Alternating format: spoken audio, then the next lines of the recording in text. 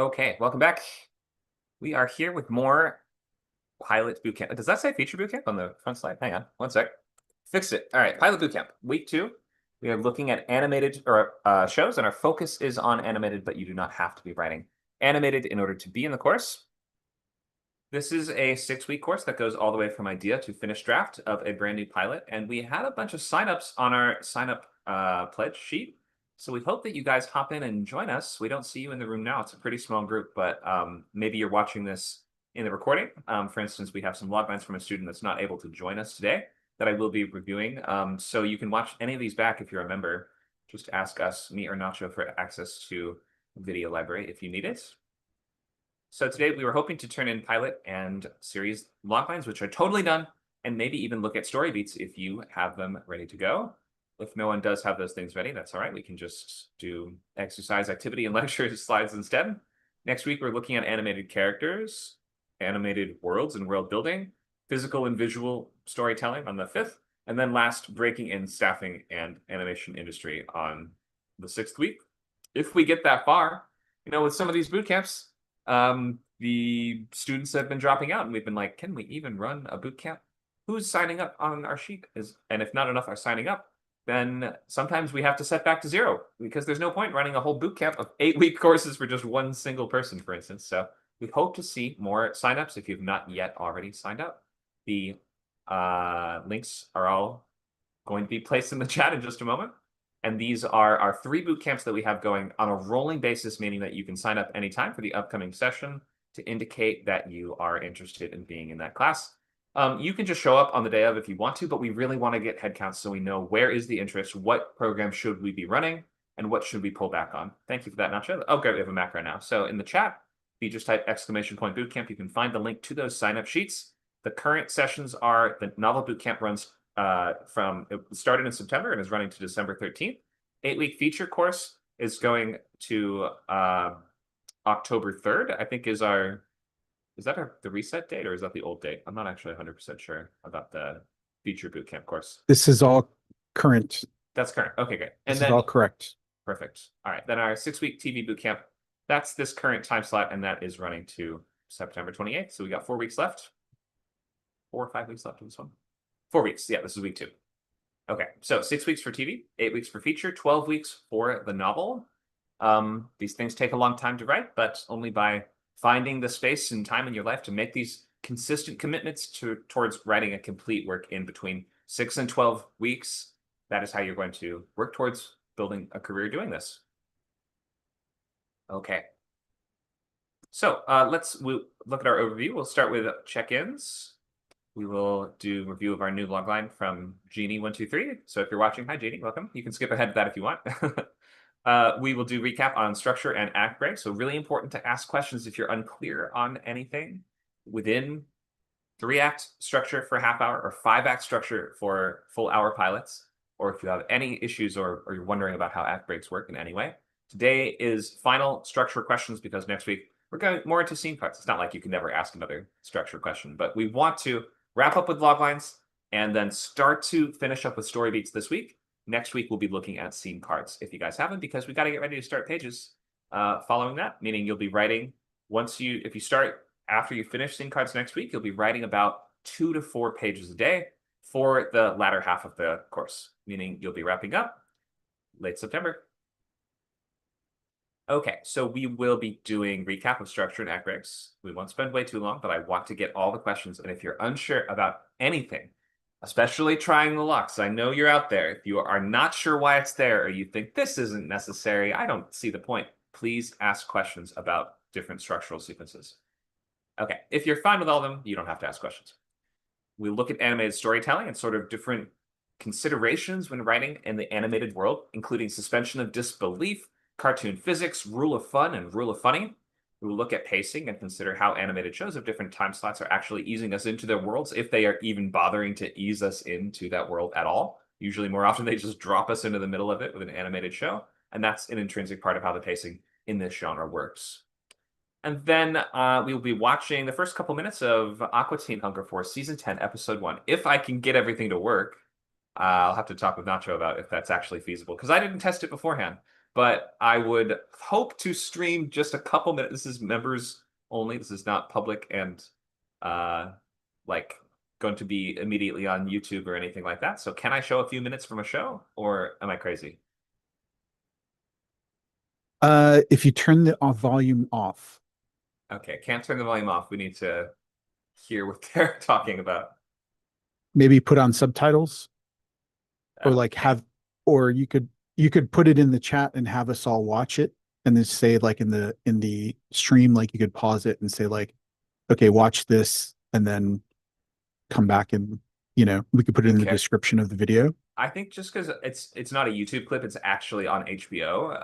I think I'll just have to pause the stream during the clip, but it's only a few minutes. Sorry, people watching the recording. You have to just watch the episode. But a small sacrifice to make as it's only like 3 minutes of content that we'll be watching. Does that work, Nacho? Um, yeah, I mean, we can't really, you know, stream HBO content.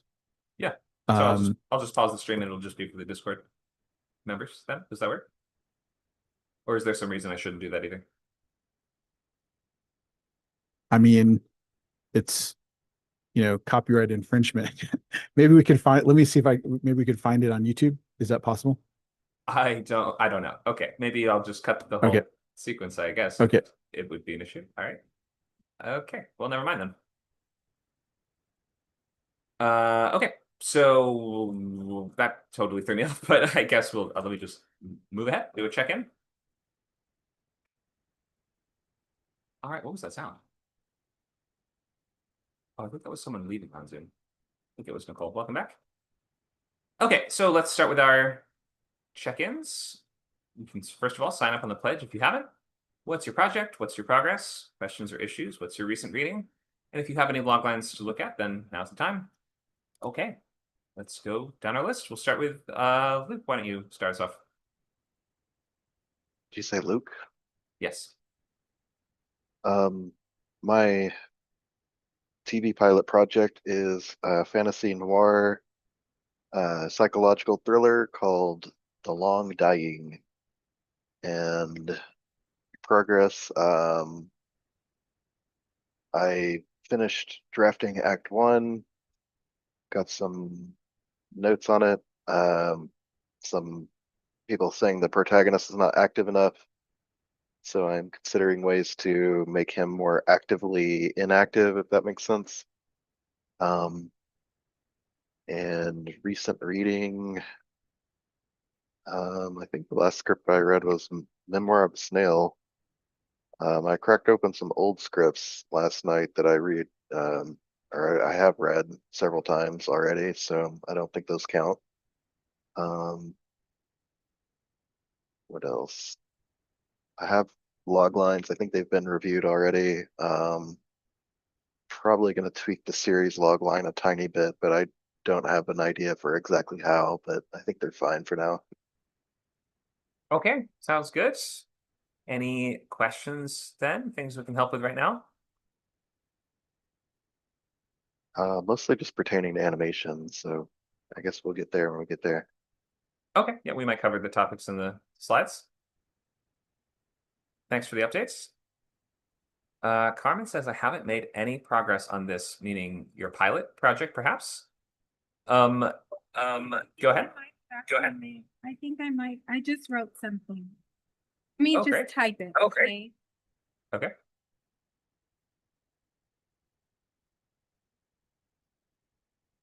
You might not want to wait around for me. It's gonna burn time. I'm really slow. Why don't you just tell us what's your progress, or where are you? Do you have a log line? Do you have you started pages? Pages.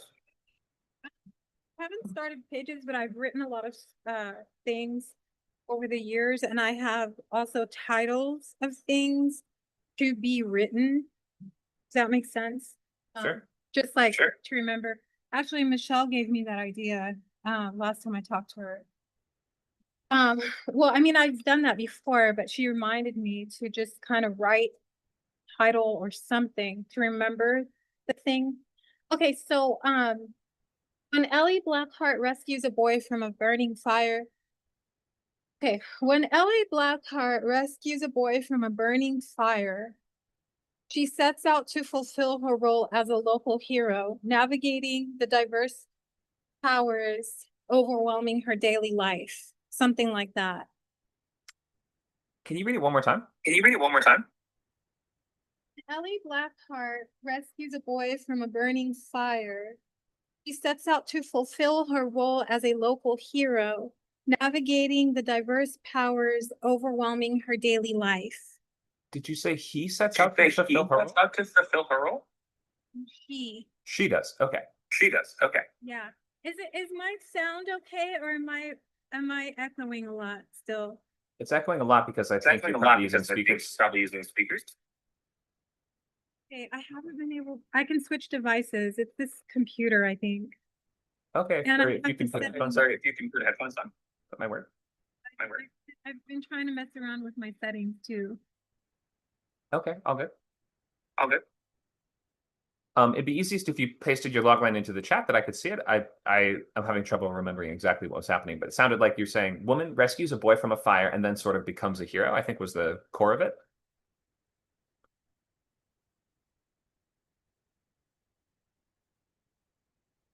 Okay, looks like she's typing in the chat. We'll take a look there.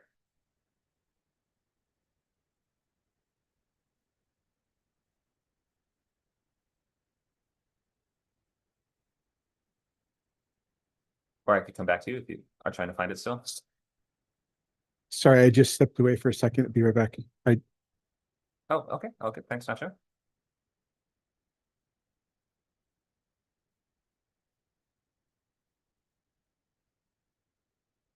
Carmen, are you still there?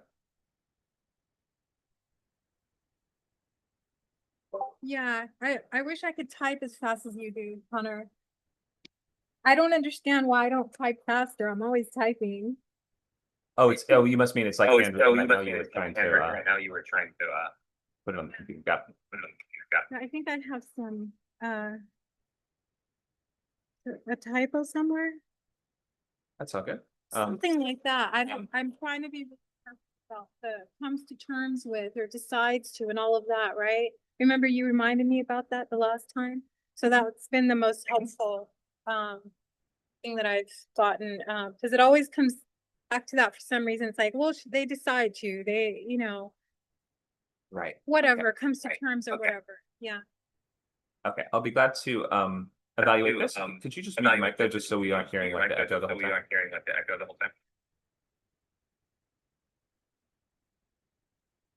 Testing. Okay. Thank you for that. So you could also put it on push to talk mode if you want. That usually fixes that problem. Okay, when Ellie Blackheart rescues a boy from a burning fire, so just a fire, every fire is burning, she sets out to fulfill her role as a local hero. Was she a hero before she rescued him or only after? Navigating the diverse powers overwhelming her daily life. What are the diverse powers overwhelming her daily life? What does that mean?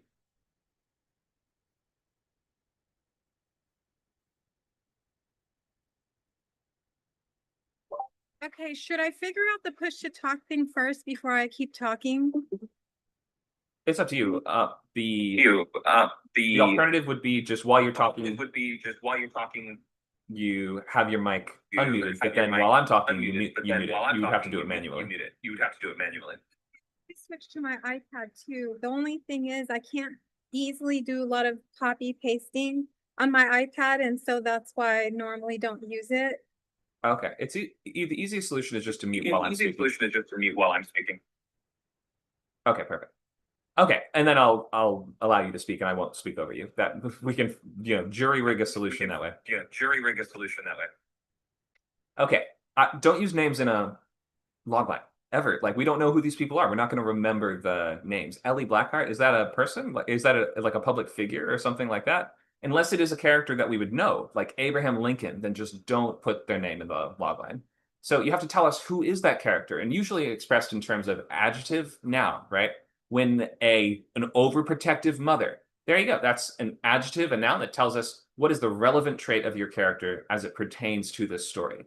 So is this I would first of all, just looking at this, I'm asking the question. You're saying she sets out to fulfill her role as a local hero. How did she get that role as a local hero? Are you saying that that expectation was on her before she saves this boy? Is she always saving people, or is she always supposed to be saving people? Is your character a superhero, or like an average Joe or Jane? I'm not quite sure who she is and how she fits into the world. Would you like to speak to that? Yes. Okay, go for it. Okay, go for it. Okay. Well, for various reasons, the fire incident makes her think that, oh no, I am actually supposed to be a hero, some kind of a hero, after a series of other things over the years that were just like questionable, like why did this happen and why did that happen? So then when the fire happens, it's like, no, this is a real thing. She's supposed to be like a superhero, right? So she gets a uniform and everything, like a superhero uniform, and she starts wearing it around, just waiting for the next, event, to, the next opportunity to save someone, right? So now she starts looking for ways to save people. She's not just waiting for it to happen. And so what happens is the arson investigators tell her, hey, if you had not been there, this boy would have burned in this fire. You have saved his life. They, like broadcast it all over the thing. Local woman saves boy from a burning fire. I wrote a short script about this. Well, I wrote this short story too, actually. Script is like 10 pages, and I thought maybe this could be like the beginning, but a lot of things would have to change about it to make it what it's supposed to be, like anything else, right? Okay, so if you could mute your mic really quick, I can respond. Okay, so still didn't quite answer the question of who is the character before this heroic rescue. Is she the mayor? Is she a pop star? Is she like an average sort of office worker? Is she a soccer mom? Like, in order to understand a character's growth and transformation, we need to know where they start, not just what they end up doing. I think you're saying that she's sort of just an average Jane kind of before the rescue happens. The other big question is the powers.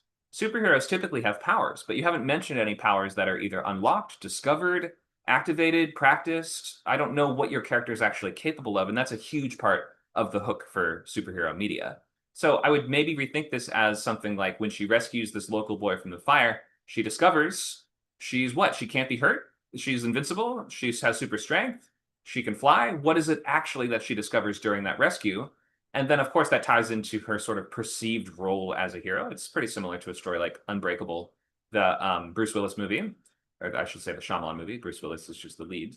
But that's about a guy that like has kind of been ignoring and denying that he has super heroic abilities his whole life, and like the universe kind of wants him to be a hero in a way, and it's about him, discovering that and taking on that role.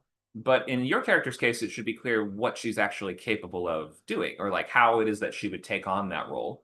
Otherwise, it's a little unclear what you mean. If is it like just self-imposed moral responsibility? Is it that your character actually has some aptitude for this that would come in the form of powers training, gadgets, or something else? And then last, just those powers that are overwhelming her life. I'm not sure what that is or what that means. Is that super villains that have been tormenting her and the city or the country that she lives in up until this point? Like the world has sort of been craving a hero to fight those characters? Or by powers, do you mean just sort of like different factors of her life that are overwhelming, which is sort of just a shorthand for saying not everything's easy for her. She's late for work. She's trying to get the guy, whatever it is that is just kind of like overwhelming her life. But when you say powers, that just leads to a level of ambiguity. Do you mean literal powers, or do you mean like the powers of my mean boss or things like that? So it's just not quite clear what your character's facing or who she was before this transformation happens. So try to give that really clear sense of before and after, cause and effect. Hope that helps. Okay, great. Hope That that helps a lot. I know that she is telepathic, but part of her problem, and goes to the flaw of the character, is that she actually thinks that she can do things that she can't as a result of these, I want to say, lesser powers. Due to her telepathic powers, which she believes are happening because of her, I don't want to say empathy. I'm so tired of hearing that word. she does she does have the moral responsibility she feels to her community. So as I'm hearing you give me feedback, one of the things about Ellie Blackheart is that she doesn't fully know herself. She feels like she should because of so many different reasons. So she thinks that she can like scale buildings and like jump high fences and do all these different things that she really can't do in reality. So she's not like a full on superhero person that can fly through the air, or maybe she can. I don't know. I'm still waiting to see. Um, okay, so that has to be set in stone what she can do and cannot do. Yeah, that's a big part of the that's a big part of thing the audience is looking for. They've seen a million superhero shows. So she is telepathic. She's very telepathic. And so she knows things. She knows things that are perplexing because she's like, well, why is this being given to me? Like, why she's wondering why is she receiving this information in various ways that result in, you know, like saving the kid from the fire, saving a guy from being, you know, like murdered in the street, you know, something like that. Different things that happen. So that's her problem, is that she's trying to figure it out. She is trying to figure it out, like what's really going on. Is that okay? Well, yeah, sure, it's okay. But just in terms of, can you mute the mic really quick so I can speak without the echo? Thank you. So yeah, it's totally fine for your character to not know everything she's capable of. That's like a huge part of the superhero genre. And some superheroes have a bunch of powers that they have to do a lot of experimentation to fully understand. But like for the purposes of pitching your show, we want to know what your character can do. Is this a story about a psychic who saves people? Then yeah, that's how you'd explain it. There's lots of superheroes that have powers like that. Another question would be, are there other superheroes and villains in this world, or is she kind of like the only one? Because that's the difference between superhero genre and just a supernatural thriller. Because like a show The Dead Zone, which is based on the Stephen King book, is sort of like it would be a superhero thing if there were other superheroes in the world. But since it's just this one guy, then it is more like a more grounded paranormal thriller. Hope that distinction makes sense. The superhero genre usually features certain tropes and assumptions, like there's lots of heroes and villains everywhere.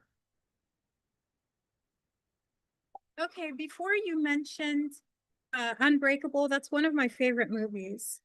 Oh yeah. Okay, It's great. yeah, it's amazing. So this does clear up a lot because she does try a lot of different things. She's thinking, well, if I can do this, then I can do that. And it often involves a lot of you know, like physical things that are not actually physically possible. And yes, there is one other character who is a notable character, and his name is Nawaz. And she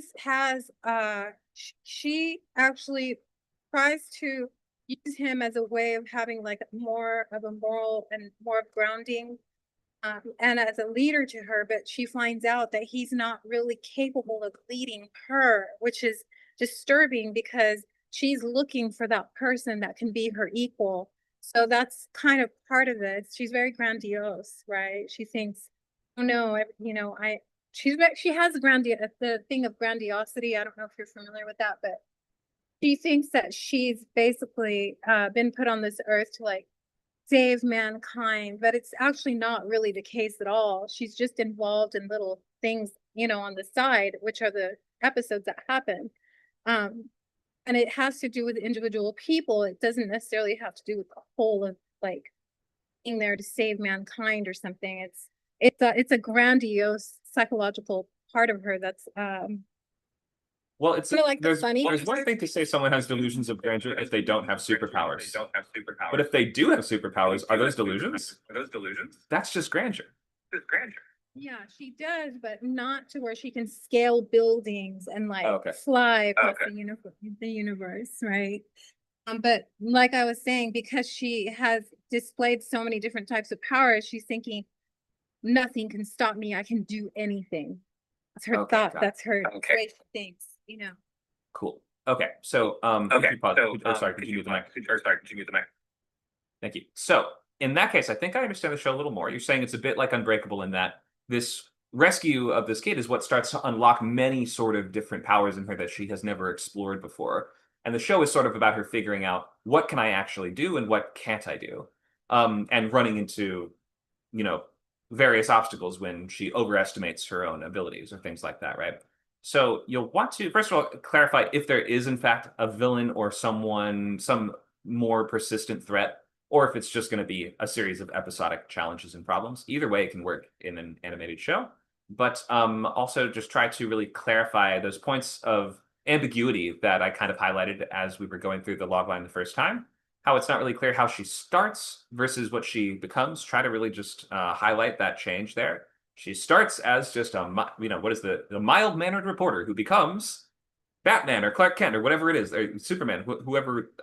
Like we only feel the impact of knowing what they become if we know what they started as. And you're in like Unbreakable, for instance, it's about a guy that has sort of denied and pushed away these heroic opportunities his whole life. So he's kind of meek and he's kind of quiet and introverted, and like he's not a guy you would expect to be a superhero, right? So maybe even in really simple terms, when a an insecure librarian ends up saving a kid from a fire, it begins to unlock her hidden potential and a suite of superpowers she never knew about. Something along those lines might give us that sense of, oh, that's who is actually going through this journey and what she would sort of be up against. But you'll need two log lines anyway. One log line will be the series, kind of expressing overall what your character's doing, which is figuring out her powers and become like fulfilling this role of hero. And then you have the pilot log line, which just expresses what she's up against just in this very first episode. Okay, I think we've gone over that before. Okay, great. Okay, so I just want to add one more thing. Part of what happens during the trajectory of her experience is that her people that she's out saving all these people, right? And then her own loved ones begin to die off in different accidents and things. And she's like, well, why is it that I have the powers to save these people that I don't even know, right? She's thinking, I didn't even know these people. Yeah, I saved them, but I didn't have the power to save the very people that I loved. And that's part of her, I don't know, psychological, her struggle is, why would I be able to save all of these people, but yet the very people that I would definitely for sure put my life on the line for them, right? Not that she wouldn't put her life on the line for anyone, even people that hate her. Okay. It's one of her characteristics. She will die in the process of trying to save another person, even if she doesn't know them. Okay. So that's a part of her issues though, because they do not appreciate that because they're not that quote unquote level. Okay. I think I got you, but let's just stick with the logline thread. This just sounds like stuff like for the show. Like this is motivations and psychology of the character that would be revealed as the show went on. I'm gonna try to rewrite this. I'm going to rewrite it. Well, okay. I'm going to try to rewrite it. Okay, this week. I'm working on a lot of different things. I'm trying to be multifaceted now, and with the different projects and stuff. So let me get back to you on the next, and I probably will be a lot further along because I'm putting together a schedule like I used to, where I work on this day, and then you know what I'm saying, like weekly schedule of I'm working on this day, and I'm working on that next day, that kind of thing. You're not working on one project at a time? For some reason, I have been working on multiple projects at a time. Rewriting Kanaima, rewriting The Last Laying Hen. I'm trying to write the war, what's not a war film, I guess. But I think I have a working log line for that, but I know that this isn't class for that. So yeah, I've actually been working on multiple projects and trying to stay in my office as much as possible where I can think clearly instead of running around everywhere like a chicken with my head cut off, which is what I've been doing for a long time now. To avoid writing, because you have to go inside yourself. You have to be able to be inside yourself to write things. I haven't been able to do that for a long time. Yeah, totally get it. And if that's helping you, if you're finishing things and getting stuff done, then there's no issue. I usually do recommend, when it comes to really lengthy documents like what we're making, full features, full pilots, full books, generally work on one and finish it before you move on to the next, but it sounds like you're maybe doing a couple of rewrites, which it's a little easier to balance rewrites as opposed to writing several brand new things. So you might be in fine shape. Okay. Thank you for the check-in there. Did I miss anyone who wants to check? Oh, go ahead. Okay, thank you, Carmen. Anyone else want to speak up, share what they're working on, what their progress is, or any questions or issues they're running into with it? This would include Nicole, if you want to speak up.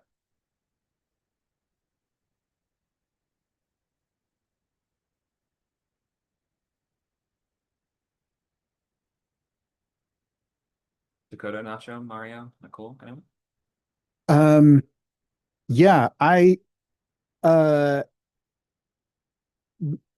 may want to talk through my pilot, maybe if there's time at the end of class, like in the lab part. I did have some questions and stuff to talk through, but I Okay, didn't want to take up anyone else's time.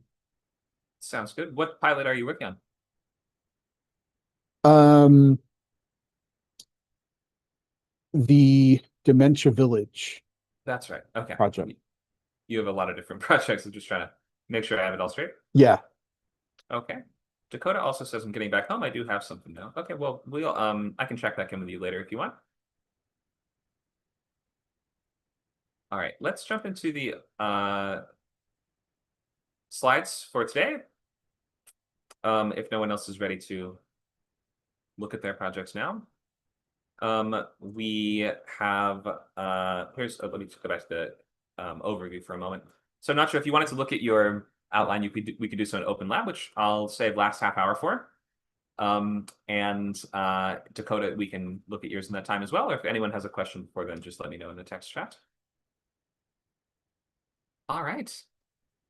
So let's jump in to this logline review from Jeannie135. Hi, Jeannie, welcome. Hope you are able to watch this all back okay. So on the left is your original log lines, and then on the right, I took a swing just at an adjustment. Don't pay too much attention to that right now. Let's just start with what you have.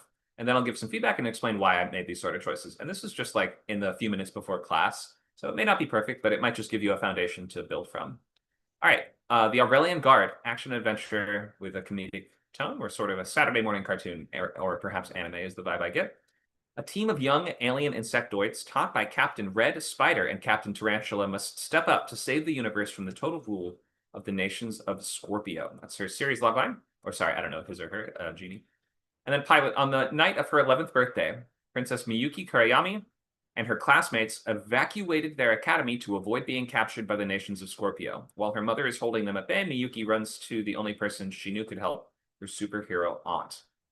All right, so couple things and a couple places to start. First of all, present tense. Only ever use present tense in a logline. It muddies and complicates it so much when you include past tense, like her classmates evacuated their academy. When did that happen? Is that something we're going to watch, or is that backstory? It just murkies everything. Stay only ever in present tense in a logline.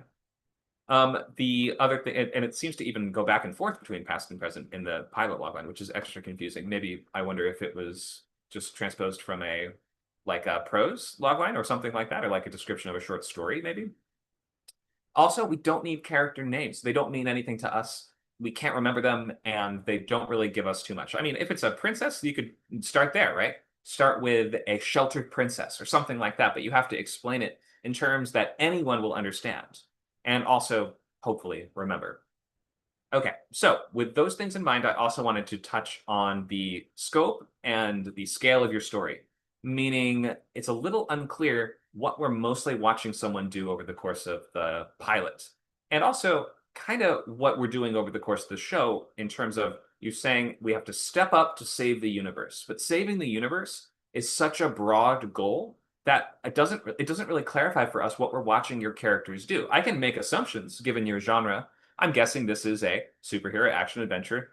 We're going to be battling the villains and defeating them, blowing up robots and stuff like that. I get what world we're in, but it's just unclear in the text.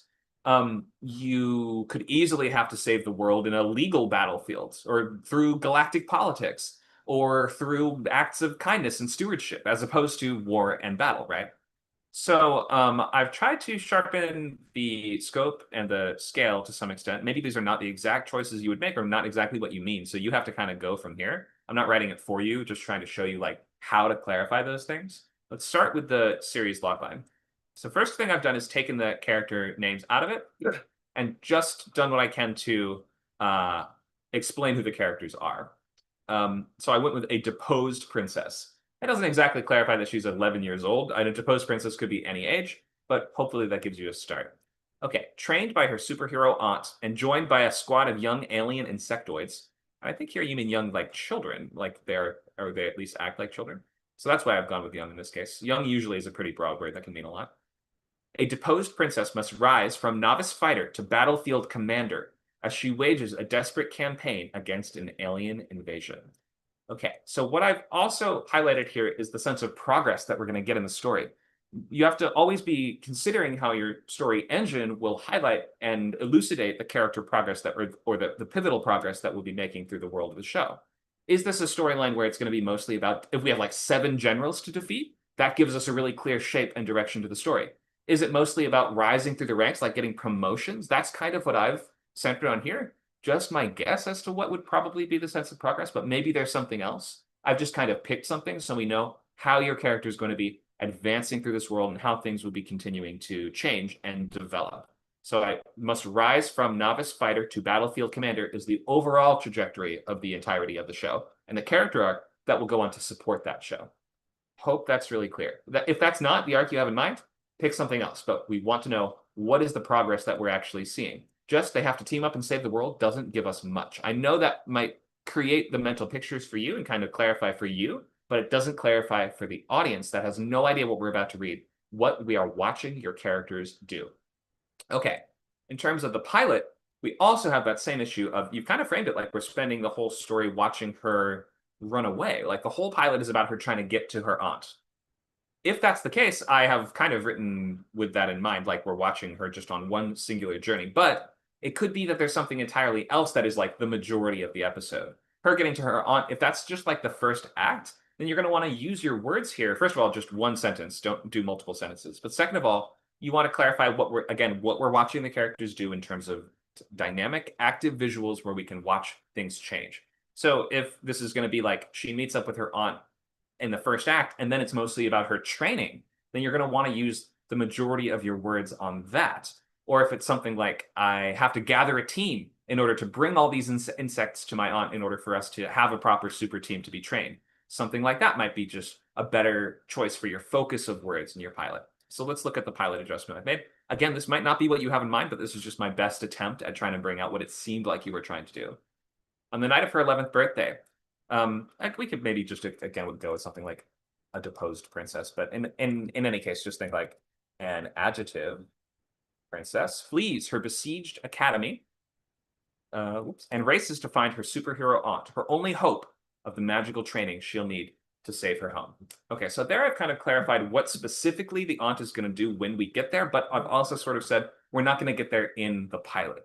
That's why I've said it's her only hope of doing this. I didn't say she's going to be training in the pilot. But if that is like most of what she's going to be doing, then use your words for that instead. I kind of pictured that you were saying the whole pilot is about that journey, in which case it's important to know why she's doing that and what the motivation and goal is there.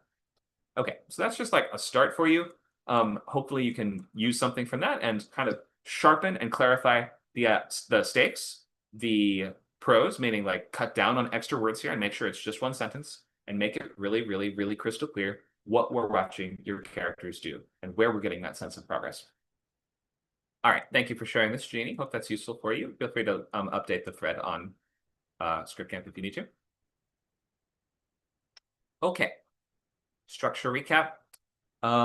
What is to be said? What is to be said on structure? Besides all the 10 billion things I've said about it in my entire life, or especially over the past few years of teaching these classes. Some people, it almost feels like they hear this a bunch of times and they see it a bunch of times and they get kind of sick of it or kind of bored of it. And to the point where they feel like they probably got it. Like they think that they're bored of it because they understand it so well. But then when it comes to actually writing, they're like, but do we need triangle arcs? But what's all is lost even 4? But can't there be 4 or 5 plot beats in an act break?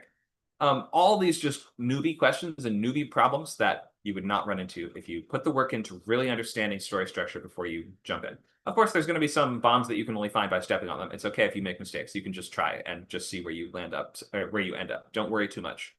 But I want to really make sure that as we are looking at structure, that no one has any big questions. We're in week 2 at this point, so we've had 2 classes previous to this one. And in the last, we got a bit into animated pilot structure, or just pilot structure in general. If you're just joining us and want just the brief recap, maybe one of our students here feels really good about running through all these plot beats. Someone who's not done it before, like Carmen or Dakota, maybe?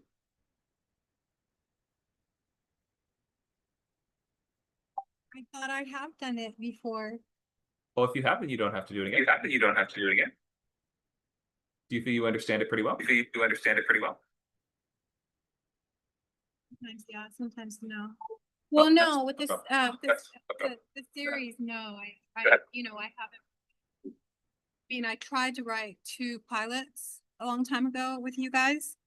And they're not like anything like what I wanted. Mhm. It just didn't come out like the way, I mean, of course, there's rewriting and all of that. I would like to write a series. I would like to write a pilot, but for some reason it's very challenging for me to understand the structure, which is an issue that I've had over the years continuously. Okay, well, today is the day to ask questions. So we'll have Dakota take a swing at letting us through the structure, and then I want to open it to anything you're unclear about. So, Carmen, you can ask whatever you want. Dakota, are you there? Yep. Okay. So before we go into this, Oh, Hmm? don't panic. And if you get kind of stuck or Sure. you're unsure or it's getting tough, you can just say line or like throw it back to me and I can take over for a little bit. And also I find it's really Good. useful if we kind of pause at the end of each act. So when we get to the break into 2, just ask like, how am I doing? Or just like throw it to me for a moment just so I can like add in anything that I feel has been sort of missed. Not that there's only one answer, like anyone's interpretation might be fine here, but just if I feel there was something that was really missing from that or something that we could bring out a little bit more. So maybe just pause at the Sure. next breaks. Okay. Yeah, I can do that. So I've just kept 30-minute pilot structure up behind me. Let's not worry too much about 5-act right now, just because it's all sort of 3-act in the end of the day. Right. And whenever you're ready, you can take it away from opening image and into intro. Call for help if you need. Okay, go for it.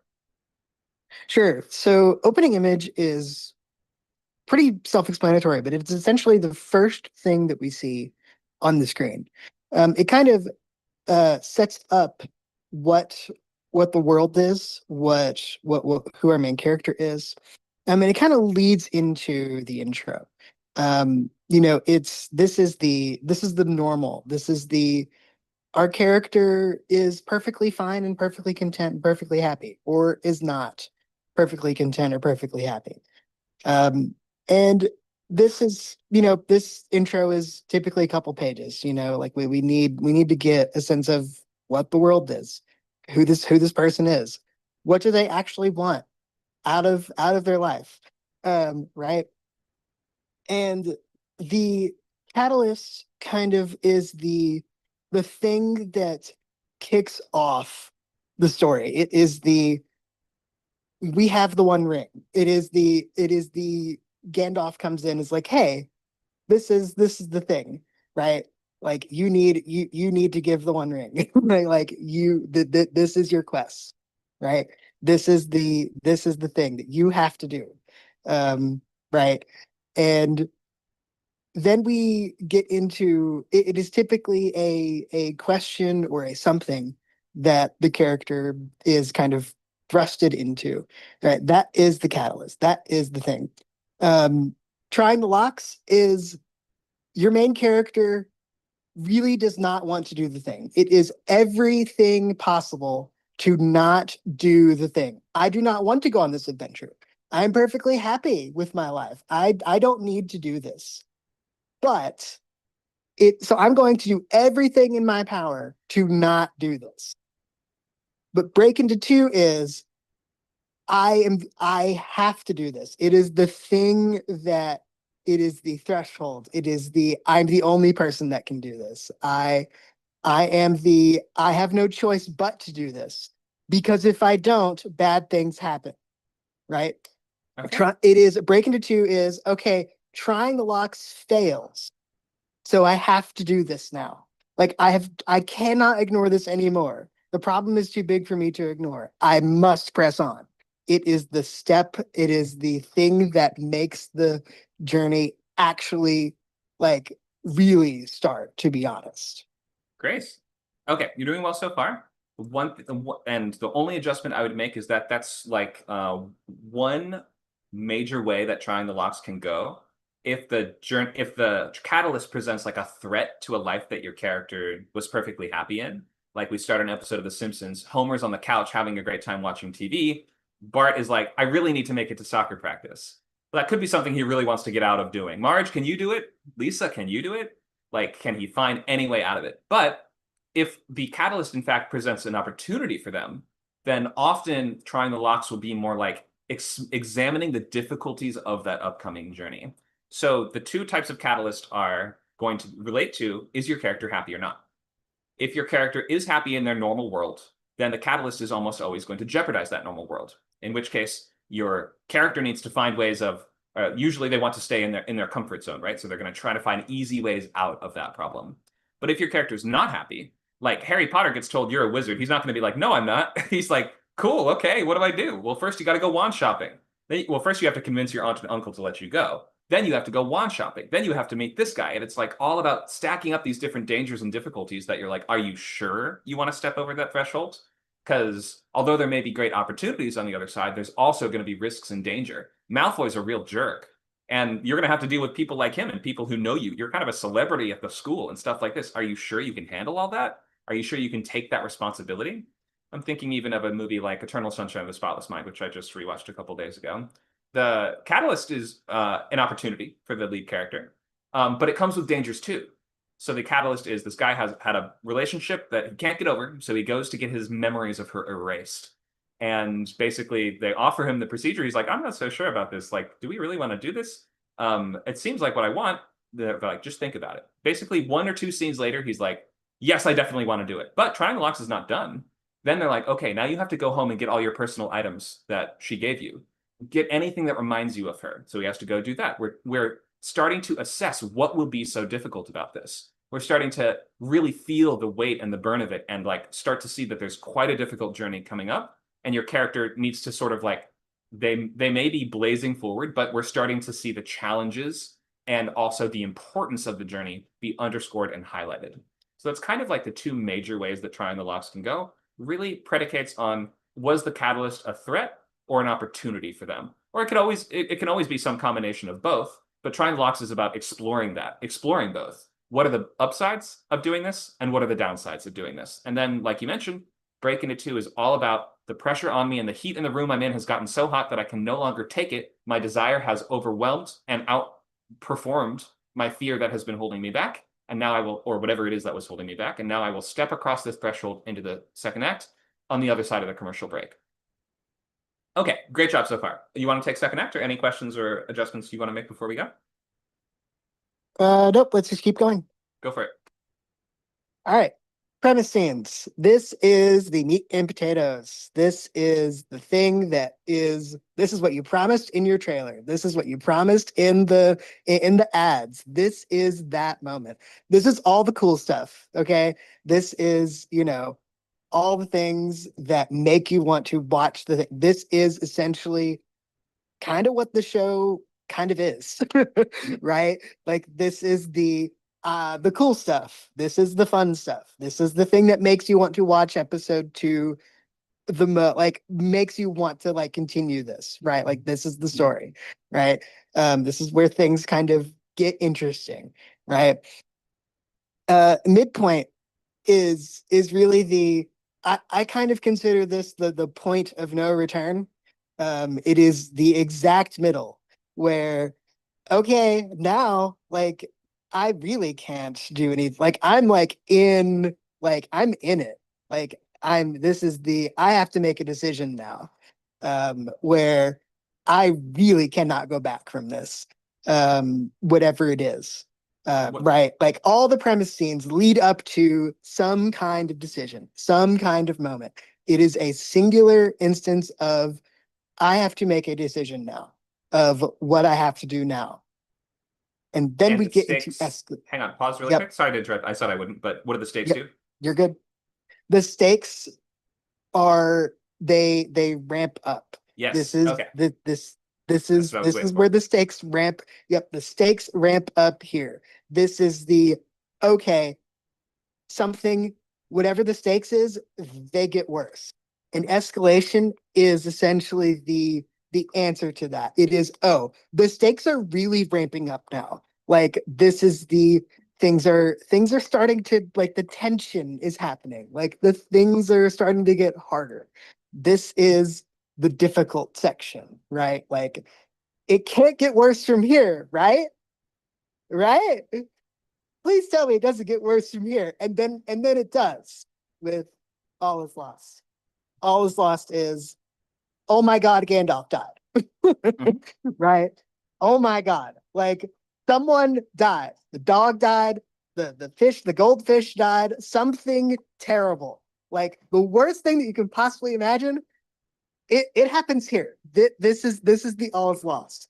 And then wait, it can't possibly get worse from here. It does, because we're in pit of despair. This is dealing with All Is Lost. This is the, okay, our mentor just died. What do we do now? We can't possibly continue.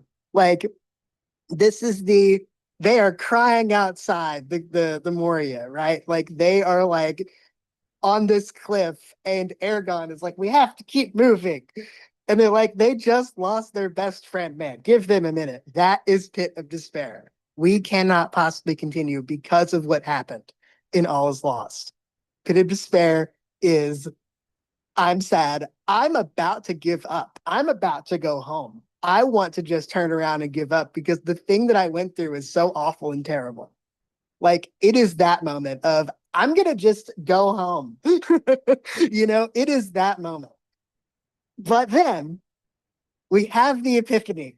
The break into three moment is, I figured out a way to get through to the other side of this. There is the moment of the heavens open up, the light bulb above the head. That is break into three. It is, I now know something that can help me get through whatever the issue is. Whatever it is, I'm coming out of the pit of despair because I have learned, or I see, or I have a moment of clarity of, aha, eureka, I can do this. I can come out of this thing. I now know something or learned something that I previously kind of sort of knew, but it is for certain the thing that can help me get out of this. That is break into three. Okay, great job. Let's pause right there. I love how you described Pit of Despair as about dealing with the all is lost moment, because that is so clearly true. It's about the characters processing and having to now live in this world where they've failed, or it is inevitable that they will now fail. But the only tiny, and you're doing great. I just want to say a tiny thing. So the all is lost shouldn't always be just the absolute worst thing you could possibly think of for your characters, because that's going to be like obscenely dark. And we're talking about half-hour shows and stuff like this, where it's like, well, what's the worst thing I could possibly think of? Homer gets leukemia. I don't know. Like, it doesn't have to be that. It's more like the worst thing as far as the stakes for the episode as you've established them. So if this is about Homer and Bart, this might be a moment where Bart's like, "You're a terrible dad," and storms out. Like, that can be an all is lost moment in a sitcom. A fight, a division between the characters. It's not like the worst thing I could ever imagine. But in terms of the stakes and the topic that we've picked for this episode, it is the most calamitous to the character's goal, which you could see as Homer bonding with Bart. Hope that makes sense. But you're doing great. You're on a roll. You've got just a couple plot points left. Wrap it up for us with Act 3. Sure. So Act 3 is we were coming out of break into 3. We were like, aha, we have that moment. Okay, now we got to act upon it. Whatever problem it is, the finale is, okay, we have to solve it. We have to reconcile. Homer has to try and actually bond and reconcile with Bart, right? It is I'm going to actually try. I'm going to go to, I'm going to get him to his soccer practice. I'm going to go and actually, do the thing that I said I was going to do. It is I have now learned, and I'm going to prove that I have learned the thing that I'm supposed to learn. I have the lesson. Let me go apply that lesson. It's still going to suck because there's still going to be obstacles along the way. Traffic, maybe he gets distracted by a donut or something, right? Like whatever it is, he's still going to be the character, but it is I am now pushing and pulling towards the resolution. It is, I'm doing everything I possibly can to ensure that I'm going to do what I said I was going to do, the thing, I'm going to complete the mission, I'm going to do the thing. Finale is wrapping everything up where the character is like, I am doing everything I possibly can to reach the goal that I have now set for myself, whatever it happens to be, right? And then the stinger is usually everything is usually in sitcoms like The Simpsons, everything is back to normal, right? It's we're all home and we've all learned the thing, and it's that moment of good night, honey, and then click off, it's done. Like, but then of course it's usually some kind of joke, right? Or something, right? It ties everything back to, whatever it is. Because with The Simpsons, it just resets itself. It doesn't the episodes don't really matter that much. Right. But yeah. Okay, great job. And that, so yeah, with a stinger in a status quo episodic show is going to be just kind of one more fun scene with the characters that wraps up our last threads from that episode. If it was a premise show, like we're talking about, we're watching True Detective, then it's usually going to be the stinger will be setting up whatever's coming next week, like whatever threat that we have yet to deal with, whatever consequences have yet to fully unravel, or like whatever's coming down the road. Okay, great job. You have a quite good understanding of how structure fits together. And I won't make you do this again. Thank you.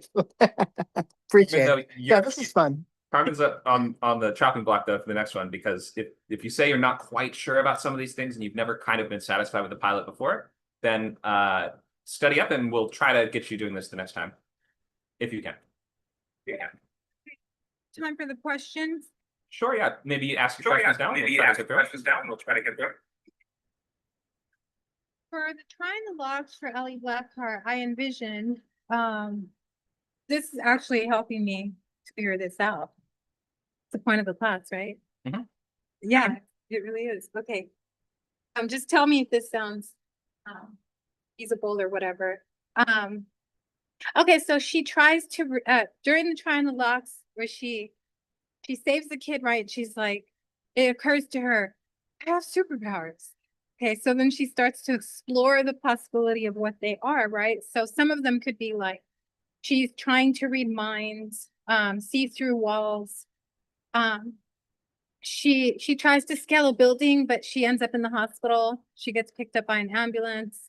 She doesn't have the physical ability. Maybe that could come kind of later because it could go from like mental powers to like physical powers. She okay, so she tries to heal herself after she gets injured, and she can't. She's unable to do that. She gets assaulted by a guy in a wheelchair because she thinks she can make him walk. Then he assaults her. She tries numerology only to be disappointed. She tries golden bowl therapy, and the striking of the bowl gives her headaches. She tries to lucidly dream, but that is clearly not one of her abilities as well. She feels like for sure she can lucidly dream, right? Which to me sounds like it would be a lot of fun. Can I pause you just for a second? Can I pause you just for a second? Does she know what a superhero is? You know what a superhero is?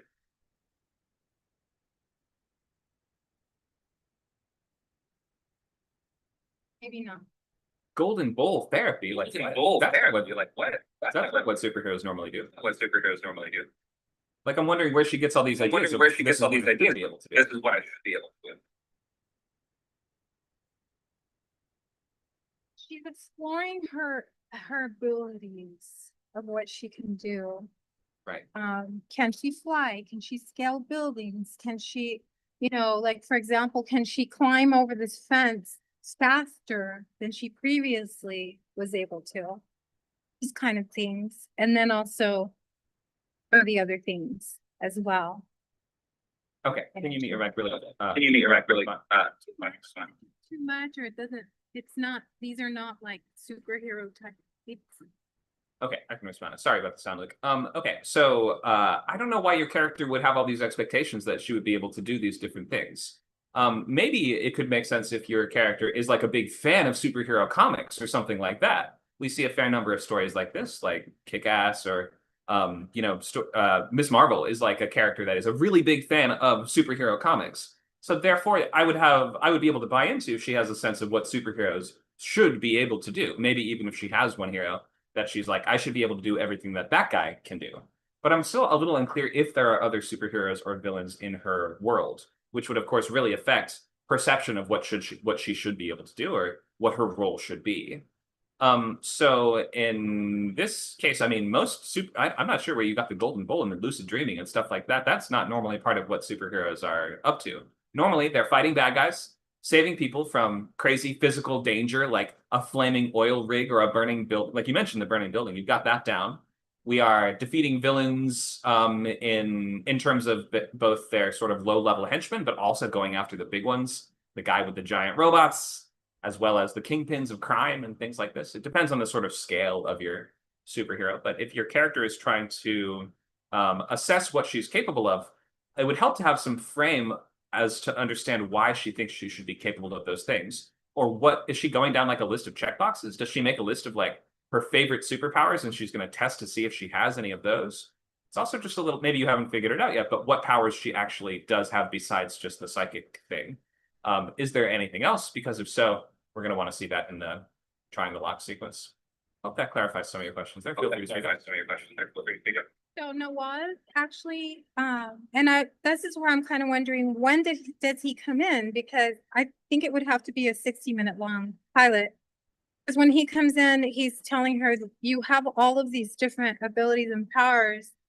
And okay, so here's one. She discovers that a woman attorney named Vizard came from the past to various things within the family court system. So that's one of her villains, Vizard. Can't remember her first name. I did give her a first name though. Is that, are those, I mean, she is a villain. She's a real life villain. Like, I mean, she considers her to be, it's just weird that, you know, she's just like, oh, that's a weird name, Vizard, you know, and then, all of the nefarious things that she's doing in the community, she's battling against this woman's dark powers. So, okay, so you're saying villains, and then of course she's going up against all these villains, and then at some point Waz comes in as her partner in crime, so to speak. If you're ready for me to speak. If you're ready for me to speak, you just mute your mic so we don't hear the echo. Thank you. Okay. So yeah, if you have a mentor character that comes in to tell your character about all her powers, then that makes a really good sort of like early triangle lock sequence where she tries a few things on her own, maybe gets some unwanted attention, but then somebody steps in to say, here's how you should be developing this. Here's what you actually are capable of, and I'm going to help you get there. And then that training often becomes, or that early sort of mentorship becomes a great sort of like late first act that can take us through into your second. So yeah, that might really work. It sounds like you're still pretty early on if you're still deciding a lot of who the characters are, though, and like what actually exists and what's possible in the world. Yes, and this is helping a lot, of course. And through all these, going through this with you guys, with you. Thank you. Great. All right. Thank you so much for sharing. Keep developing this. Glad to tackle more questions there as we go on.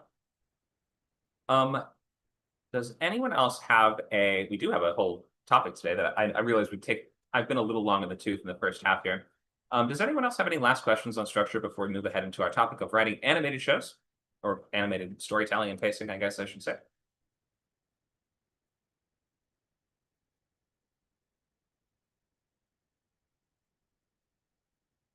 just about structure?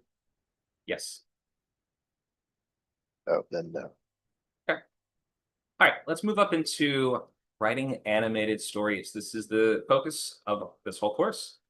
You do not have to be writing animated to be in the course, but we are orienting each one towards a specific genre. All right, we'll start with a broad question. What are the unique rules and opportunities of telling animated stories as opposed to live action? Can go anywhere. We can go anywhere, meaning like the production crew could like film anywhere, so to speak. I mean, in an animated show, you can do that. There is no production crew. Yeah. You can go to Mars. You can go to the Marianas Trench. Sydney, Australia, wherever you need. You know, you can go literally anywhere. Yeah, there's no budget. It takes just as much budget to draw a spaceship as it does to draw someone drinking coffee at Starbucks. Same skills go into that, does not cost significantly more. And sometimes artists prefer to draw robots and spaceships as opposed to drawing people drinking coffee at Starbucks. Dakota tells us Also, the I only mean, limit is just your animation budget. That's true. Go ahead, Nacho.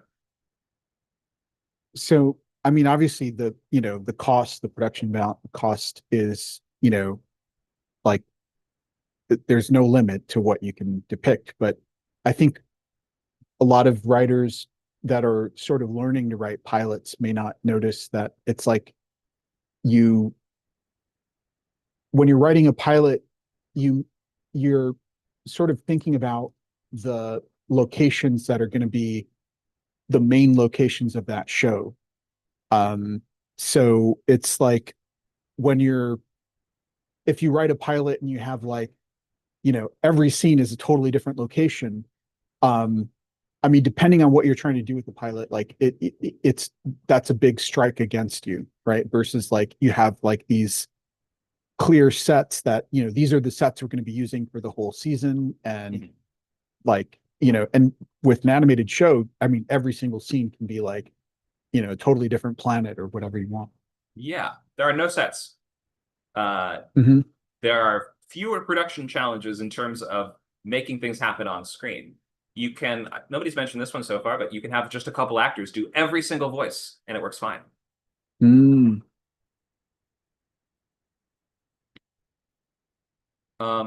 Anything else that jumps to mind? Unique for the animated medium? A lot more expressive,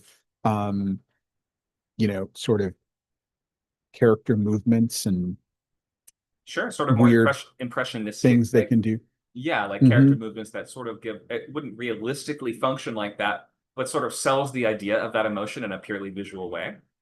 Yep, we see lots of that. Mhm. The characters don't age. The actors don't age. How about, or the actors do age, but the characters don't visually age, meaning you Mhm. can have shows about kids that, like South Park's been on for, they've been kids for 25, 30 years, haven't they? Could never do that in live action. How about suspension of disbelief, too? The Scooby-Doo crew goes around solving mysteries, convinced that the supernatural is not real, generally. I know that Zombie Island does throw some, and also Scooby-Doo and the Witch's Curse. You can clearly tell that my knowledge of Scooby-Doo is purely mid-90s, early 2000s. But in any case, for the most part, in the classic show, they are kind of this assumption that the supernatural is not really real, and that every curse, monster, zombie, or anything else must have a logical explanation behind it. That's why they investigate in the way that they do. They're pretty scientifically minded. But their friend is a talking dog. In cartoons, audiences don't ask too many questions if we're properly grounded in the normal version of the story.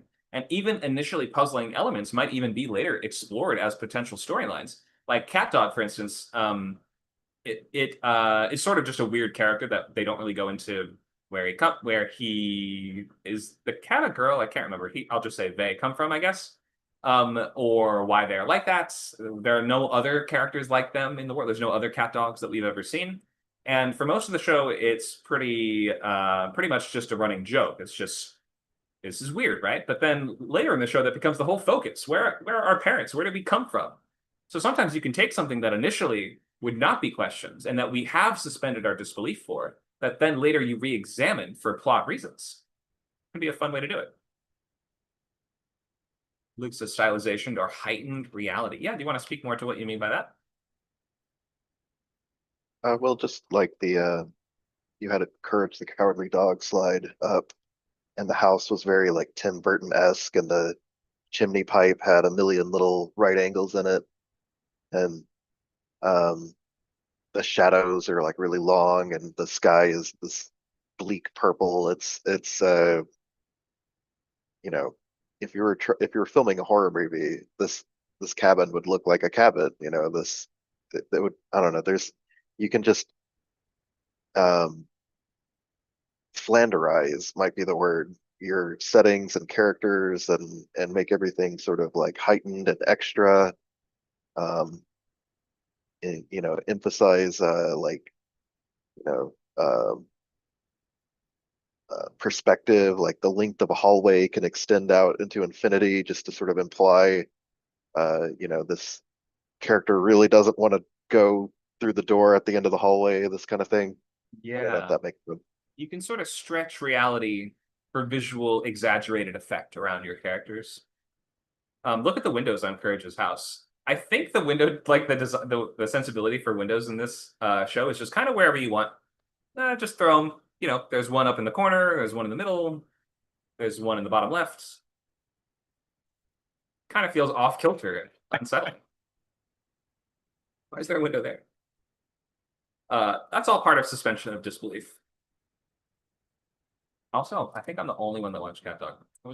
It wasn't even my favorite. It was like everyone's fourth or fifth favorite cartoon. Anything's possible. We've been touching on this. It costs just as much to draw the spaceship as it does to draw the coffee. The walls are very wide, and a big part of the fun is that animated shows can just go crazy places. The challenge is really more in reining in the craziness than anything else. You can see also how mundane dramatic series don't usually seem to fit the animated format very well, unless there is something sort of undeniably animated about it. Sometimes I will see a show, I'm just like, why is F is for Family animated? I don't really know. Why is King of the Hill animated? I couldn't tell you. But for most shows, there is something kind of inherently only possible in animation.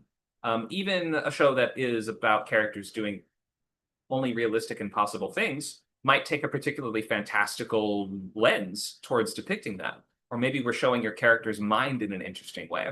I could see a movie like Amelie being animated. And I can think of a show like, what was the one that just came to mind? No, never mind. Lost it. But we can, Undone on Amazon, which is kind of about a woman examining her relationship with her father, but it's done in this sort of very dreamlike, surreal way where we have scenes where the characters are flying through space together, or entering paintings together, or going into the TV together, or just doing lots of crazy, impossible stuff.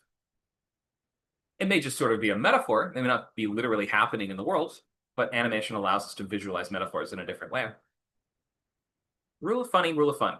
Within the world of animation, things are only serious and grave if the writer wants and allows them to be. Why would we shield characters from unfun consequences? Here you can see Wile E. Coyote tries to blow up the Roadrunner with TNT. Realistically, if he did this, and first of all, if realistically coyotes could use TNT, then he'd be dead, I think. Or Tom and Jerry. What do we have here? The mouse is smashing, or Jerry's smashing the big hammer on Tom's head. Tom has a cranial fracture and brain bleed and permanent partial paralysis, in real life. Itchy and scratchy version of this. Why do we lessen the impact? Why do we hold consequences back from our animated characters? Because pain is funny. Can be. Yeah, can be funny. Maybe a certain type of pain is funny. What do you guys think? Also just be fun, and it has a lot of times has to do with the age range. GI Joe, they fight battles all the time, but no one's ever going to die in GI Joe. That kind of thing. Not the heroes, but don't they kill the villains though? I can't actually remember in GI Joe. Are they not killing villains? So I think it's a stalemate. It might be. In 80s media, 80s action adventure type media, there was some stuff that did really pull back, like even stuff like the A-Team. The A-Team never kills anyone, and anytime a car crashes in the A-Team, there will be an ADR clip of the bad guys in the car going, "Hey, Rick, are you okay?" Yeah, and then we cut away from there. So yeah, there is, like, to an extent, it lessens the consequences of the violence because the consequences are the unfun part. Like, violence is fun until the consequences kick in. You even think of, see somebody get kicked and fall over in the street, whatever it is, we can laugh. If they fall in a funny way, they roll around or they roll over into the street until we go over and we see they're bleeding. They're going to need a hospital or whatever it is, right? I watch a lot of Jackass. And most Jackass stunts are, from afar, very funny. It's only when you get up close and see even the guys themselves are not having fun that sometimes you get a little worried. You're like, okay, I don't know, wee man. I don't know if you should have exactly tested all those weapons on yourself. We can apply this in a couple different ways. Cartoon physics, like Wile E. Coyote, or the sort of squash and stretch physics of something like Popeye, where once Popeye eats the spinach, he can take Bluto and roll him up into a basketball and bounce him around and do a big slam dunk with Bluto. Like, we can do that with a grown-ass man in a cartoon. That doesn't raise an eyebrow at all. No character is like, how is that possible? And no character is like, huh, an interesting magic system that you've unveiled here. If you eat the spinach, it allows you to curl people into balls. It's like, well, that allowed him to do that this one time because it was funny and because there was a basketball court there. But if there wasn't, it's not like it would be replicable. So it's not exactly a magic system. We sort of want it to be a little crazy and loose. Although to some extent there is a replicable, like Popeye's magic system is sort of hard and soft in that there is a concrete trigger to it. He does need to eat a can of spinach, but then the consequences are much softer and can be sort of squashed or manipulated into whatever shape that you need them to be. Because we kind of get, the magic system is when Popeye eats the spinach, he finds a way to win. Also, why doesn't Popeye just keep spinach on him? That's my big question. He never seems to carry it around. I guess he already ate it all. I don't get why he doesn't just have like a utility belt full of different cans of spinach for, well, I'm just pitching a Popeye Batman crossover, I guess. Okay. That's kind of like some of the main elements of animated storytelling: suspension of disbelief, anything is possible, and rule of funny, rule of fun, where we can use some of these principles to limit and to moderate the others. If anything is possible, we can only allow things to happen so far as the audience can suspend their disbelief, all of which is adjudicated by this rule of funny. Okay, pacing. Animated shows are fast-paced. Normally, we just drop right into the middle of your character's world, and we don't have to do the whole like live-action show of here's the new guy at the office who needs to learn the ropes. We just start with them in year 10 of working at that office. We don't want to go back and over-explain anything. Almost always, especially in the shorter time slots, like Aqua Teen is 10 to 15-minute episodes, you have to be even faster. And basically, you mash together inciting incident and intro. And we kind of do both at once. And we don't spend almost any time in the normal world. We sort of know what the normal world is already. Like if you watch 10 seasons of Aqua Teen, you know the normal world. And so we don't need to establish it at all. You just jump right in with the catalyst. And just don't waste time. Allow us to learn the dynamics as we move through the story. Question from Luke: is Popeye in public domain? Yes, just recently it is. If there's been a slasher of it, then you know it's in public domain. There has been, I think, 1 or maybe 2 different Popeye themed slashers yet. When I was with my second manager, I developed a parody called Popeye Wrath of a Sailor Man, which was before it went public domain, but it was right before it did, and that was a dark and gritty sort of S. Craig Zoller parody, but starring Popeye, set in Sweet Haven, of course. Okay. What was I just touching on? Oh, so I wanted to watch this clip. I think we probably can't, but Nacho may have found it on YouTube. I don't know if it's the actual intro. Let me just watch the first few seconds of it really quick, just to see if it's still there. Nacho, are you still here?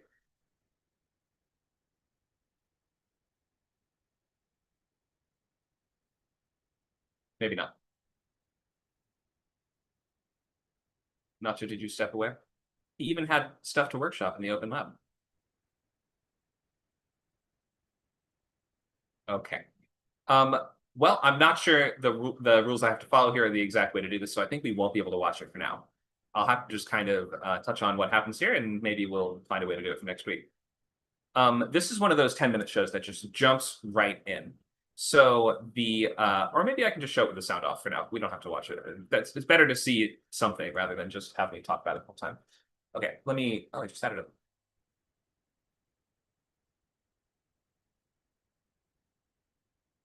Or let's use I think the YouTube clip is the right clip. It's kind of just a picture in picture. This one. And then I will Open it behind me here and turn the sound off. Click this button. Is that going to be an ad? Of course. Okay. So for anyone that doesn't know, it's kind of like a sitcom with these three food characters. We have Shake, Frylock, and Meatwad.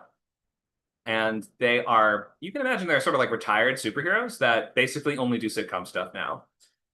So it's a classic sort of stoner show where there's kind of no plot. A lot of people think there's no plot, but really the plots are just really low stakes. And they go in such crazy directions that sometimes they sort of like undercut their own stakes or stuff like that. That's kind of at the key of a lot of stoner media, is that you sort of just don't take your own premise that seriously. And you don't really have any issue with sidetracking from that premise if you stumble across something funny. So the questions that I wanted to ask for this episode were, what's the key plot problem of the episode? And I just wanted to showcase how quickly we get to the key problem of the episode in these shows. We open with Shake is eating a hot dog.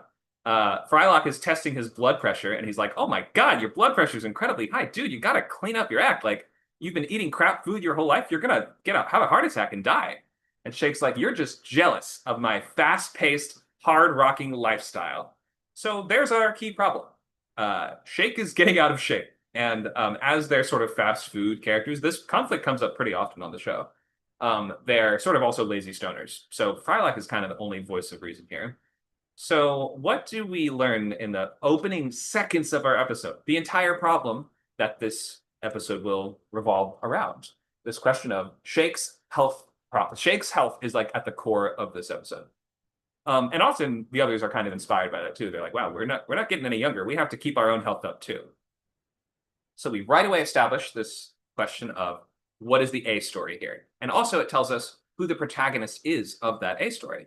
It's always going to be the character that has to be the most active and the character that has the most pertinent connection to the problem. So in this case, it's Shake. He's the one that has the health problem. He's the protagonist of the episode and of most episodes, even though he's the most morally flawed of the team. We could also speak to things like what's standing in the way, dynamics between the characters. We can't necessarily get to all of this right now. And also just what will the source of complications and fun be in Act 2, meaning the direction and development of the story. In a really fast-paced cartoon like this, we get that all within a minute. Let's just kind of go through the answers here. So Shake has his blood pressure is too high. He is having severe health problems. He even gets the drooping eye. You can see he's having like some kind of heart attack. We take him to the hospital, and basically we assess, we need to clean up our diet and start exercising more. And Shake basically commits to doing that. He wants to live a long, healthy life. So he goes out for a run, and he gives up almost right away. So what's the key obstacle, do you guys think, in this episode that's going to keep getting in the character's way? Laziness. Basically just laziness, yeah. Characters cause their own problems in comedies. Comedies about losers. And when your character is a constant source of problems, it leads to a stronger story engine, especially if there's a push and pull dynamic between the different characters and their level of maturity, intelligence, and activity. So proactivity. We could even imagine, I won't go through the whole thing. Let's just maybe ask the last question. Shake goes out for a single run. He gives up almost instantly. He runs into Carl, the neighbor, who is like, "Hey man, I'm ripped. Look at me." Shake's like, "How do I get like that?" And Carl's like, "You got to try this energy drink. It's this new kind that just came out. It's called Thud. And I got a couple different ones. It's got a few different flavors because guess what? He bought a whole pallet of them from Costco and he can't get rid of them. So he's just gives Shake a free sample and he's like, these will cost you from now on. But basically, yeah, you just got to start drinking these. Then you can avoid all the hard work of having to exercise. So the laziness is absolutely at the core of the main problem here. The main character getting in his own way, causing his own problems. It comes up in comedic shows all the time. But we've covered all this and we've answered those key questions in 1 minute and 15 seconds of content. That's a page and a quarter of a page. That's fast pacing. The alternative would be, well, let's think normally, right? What did our structure say for half-hour pacing? Here we are. So we are working up to our catalyst, which is usually going to be between pages like 5 and 8. Are usually like closer to 5. So page 5, then Triangle Locks will be like 5 to 10. Page 10 is where we hit our second act break. In this show, we are almost already to the second act, and it's been 90 seconds.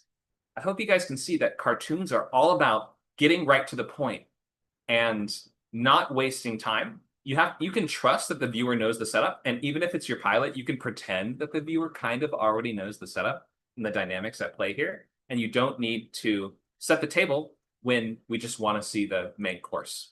You don't want to see the main course, you want to eat the main course. All right, we are towards our last half hour. I won't make you guys do the exercise unless we don't have enough workshop projects to do. The goal for next time is to expand your outline into full story beats if you've not already done them. If you've already done story beats, move ahead into scene cards. You're a little ahead.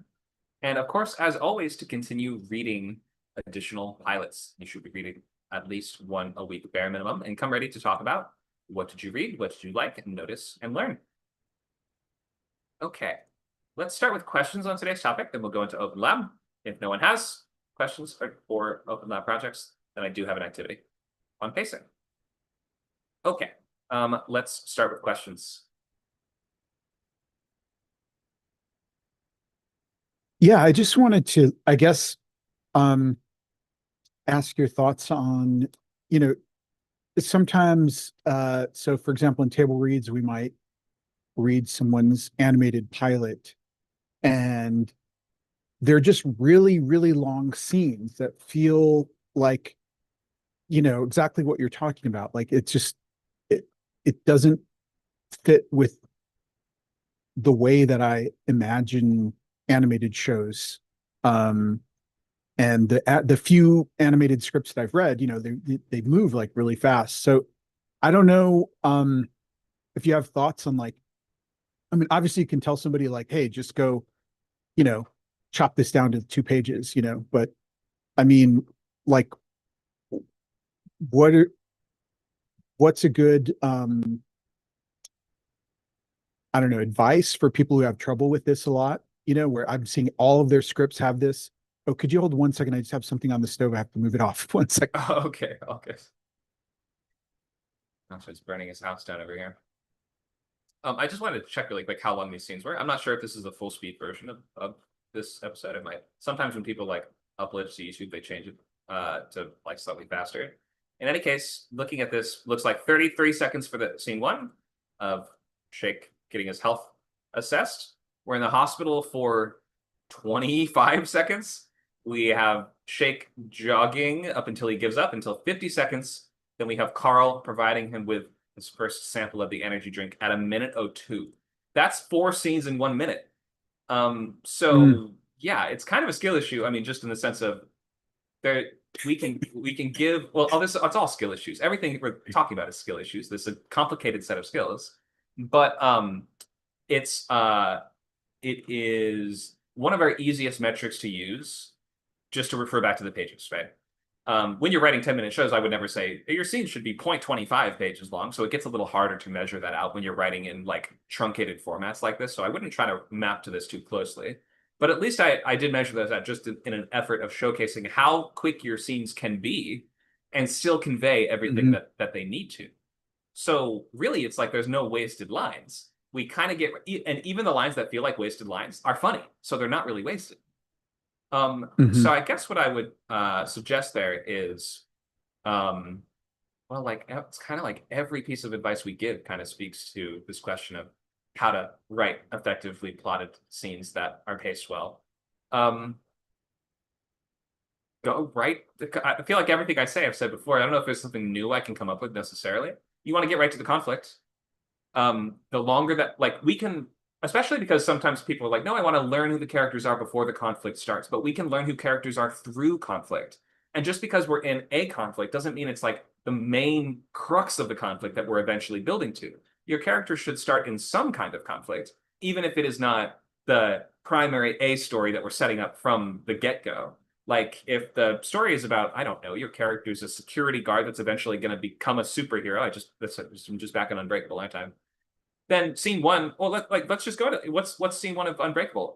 Main character's on a train, unhappy in his marriage. We see him withdraw his wedding ring when a woman sits next to him, and he starts trying to chat her up. And then eventually she realizes what he's doing. She's like, "I'm married." He's like, "That's fine. I'll go. No, maybe you misunderstood." And she walks away. He's like, "Gosh, dang it!" Puts his wedding ring back on. That's an interesting, compelling conflict that has nothing to do with the superhero stuff at all. That has nothing to do with the sort of like A story as we envision it. Like, you grabbed us with a different conflict, but one that gets right to the point anyway. Like, when we say get right to the point, we don't always mean jump right to Luke and Darth Vader fighting. We mean jump right to something compelling and interesting that grabs and sustains attention. I feel like I'm just repeating myself, the same things I've always said. Anything else you can give me? Go. I'll give you an example. Just, I mean, from the particular script that I'm talking about, right? So there are, I mean, the writer has improved a lot in, like, you know, where the scene actually makes sense, like it works. There's conflict in the scene, and the dialogue is pretty good. It's fun, but it's just too long. It's like, it's like, I mean, it could work as like a stage play or something, right? But it's sort of like, you know, it almost feels like the whole act is just these two people talking, and it just feels. I mean, there could be some kind of, you know, uh, weird experimental adult animated that is maybe doing something like that, but like just in terms of the type of show that it seems like it's trying to be, it feels like it, I guess you could say, like, maybe just take this dialogue and try to boil it down to, like, 3 or 4 lines exchange, and see if you can actually convey all the dramatic, conflict you're trying to do, in that, shorter space. Sure. Yeah, that could be a good way to do it. Just impose some kind of arbitrary limit or restriction and say, in looking at the scene, it feels like there's 4 or 5 lines that we probably need. Take a swing at trying a version of the scene like that. I mean, you can't always give this note. This is what I would do as a coach and as a writing teacher. I would say, try to just write it with 5 lines. And then if there's a problem, there's a problem. Then we can assess that it might need more, or maybe it needs to be multiple scenes, perhaps. But if a scene feels static and flat and boring, and did you say it's animated as well? It's working well. I mean, it's not that it didn't feel like flat. I mean, it felt like the scene is good. It's just like, I mean, obviously in the context, it feels like it's dragging because, this is a half-hour animated show. Yeah. Pilot. So it doesn't feel appropriate, but I mean, they really improved a lot at their scene work where, the character is trying to blackmail another character. So it's an interesting scene. It's, the dialogue's interesting, but it's just like, I guess, go try to do the same thing, but like in 3 lines or something. I think so. That might be the best way to, I mean, unless I have the scene in front of me, there's not much more I can offer than, try to impose a hard cutoff on the writer or on yourself. This is you. And see what you can do within that space. See what is worth cutting and what you're able to cut. See what you're left with. And then if it still feels like the scene is not covering all the ground it needs to, it might need to be 2 different scenes. Great. Yeah, I like your example of the opening of Unbreakable or whatever that was with the ring. I mean, there's ways to do things, and just like a line of action that just conveys so much. Definitely. And part of becoming a good dramatist is understanding what is interesting to watch and what isn't. And like, if you have a good sense of it, then you can write any story in a compelling way, or you can find a compelling entry point to any story. And if you don't have a good sense of what's dramatically interesting and what's not, then you could take the most interesting source material in the world and write it in a way that makes us feel like we're slogging through this, like it's miserable.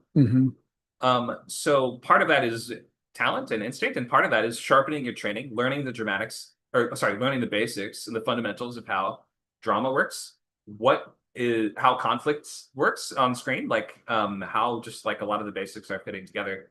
I learned a lot of this in theater. So I recommend taking theater classes personally.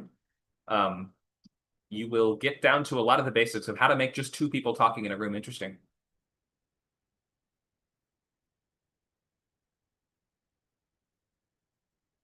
Okay.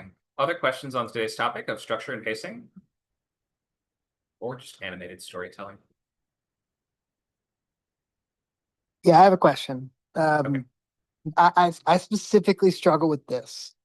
So I am, to a fault, very much a visual person. When it comes to writing animated scripts, I'm very much focused on that because a lot of that dictates the comedic stuff. So for example, a character would break away from the repeating background by simply stepping forward toward the camera. Um, so, but whenever I do something like that, I get typically the feedback of it's fun, but I don't understand it because I don't know what you mean by stepping forward. But I'm literally saying they are literally stepping forward. It's a matter of not understanding the visual reference of how or like what is meant by like Right. being very literal. Like I'm literally stepping forward. I'm literally like it is very literal. So I get a lot of that. Um, just because I know a lot about animation and I use a lot of that to dictate like how the plot progresses, how the characters react to things like that. And I kind of have to remember, oh wait, I'm a nerd. And not everybody else is. So I feel like I have to kind of dumb things down or to describe it in a less technical way or something like that. Even though it is correct. Like if you were to actually do it, it would be exactly what it should be. Mhm. I'm just kind of running into that problem of of I think I'm too visually focused and it's not always clear, even though it technically is. Okay. So a couple of things.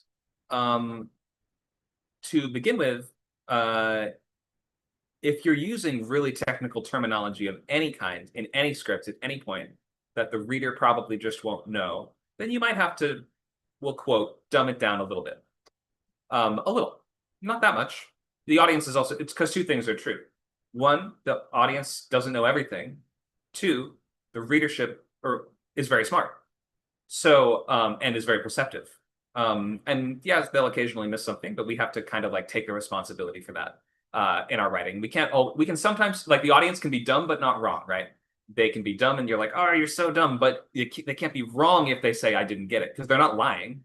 If they don't get it, they don't get it. You're not going to earn points for them having to go look up what something means. You won't impress someone more by doing that. So there is that. On top of that, you might want to, it could just come down to the clarity of what you're writing.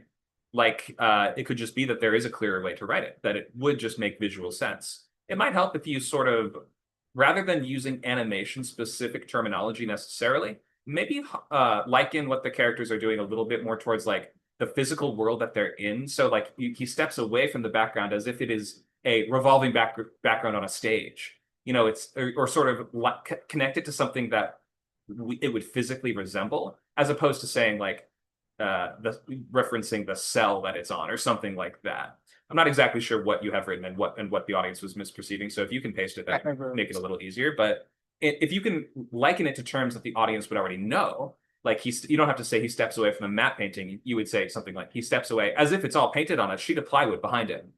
Maybe just kind of like explain it in such terms like imagine a kid is reading it, a smart kid. Not you don't have to like explain what a pencil is to them, but they just if they don't have the advanced vocabulary, part of the challenge of writing something accessible is it's accessible to anyone, not just like that's what accessible means is that it is not only a specific group that will understand it. So you are probably correct to the degree that you might have to tone down the specifics a little, but at the end of the day, it could just come down to how you're writing it and how you're sort of like block, like what is the scene geography here? There's a million things that could be leading to your audience not understanding that. And the third thing I would just say is also these things won't make the movie or the show better by default. they are like these sort of visual tricks are part of the medium. They definitely are. But if the story is not really working, those things sort of just become an easy note to give. Because if the readers, like, especially if you're doing like big group table reads on Script Camp and things like that, you have readers that are coming from all different levels of experience. They may not necessarily know enough or have a strong enough technical background to get really into the weeds on pacing and like scene length and things like that. They might just be able to point to, well, that's kind of weird. Not a lot of scripts do that. That feels a little bit different to me, so I wasn't quite able to follow that so well. Sometimes that can just make for an easy note. So something else to throw into the mix there. Hope that's helpful, but we'll be glad to look at the specific passage if you think that you wanted to edit that, say. Sure. Sure. Yeah. All good. Thank you. No problem.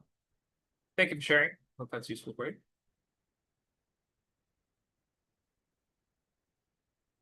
Okay, let's move to Open Lab. What would you guys like to work on, ideally in your screenwriting, TV? But if not, then any type of writing will do.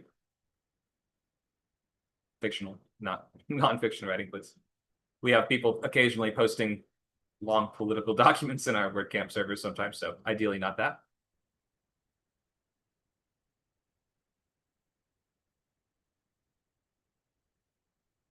If no one has anything, could we talk a little bit about magic system limitations and maybe try to figure out some good ones?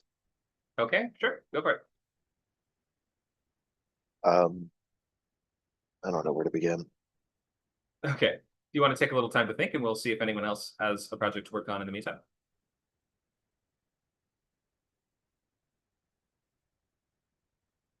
Dakota has a log line, but he needs a few minutes. I guess we can just spitball. Okay.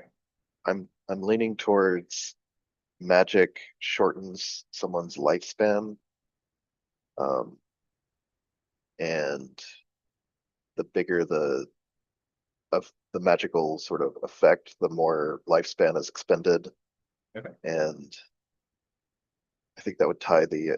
Are you familiar with the opening of that story? What Do story? you remember that? The Long Dying. Yeah, the one where a bunch of soldiers invade a city and they're sort of the defenders summon some kind of like elder god as like a weapon to destroy it. Okay. So if the entire population of a city sort of expended their entire life force, they could cause an effect that would that would basically end life on Earth, but slowly. Okay.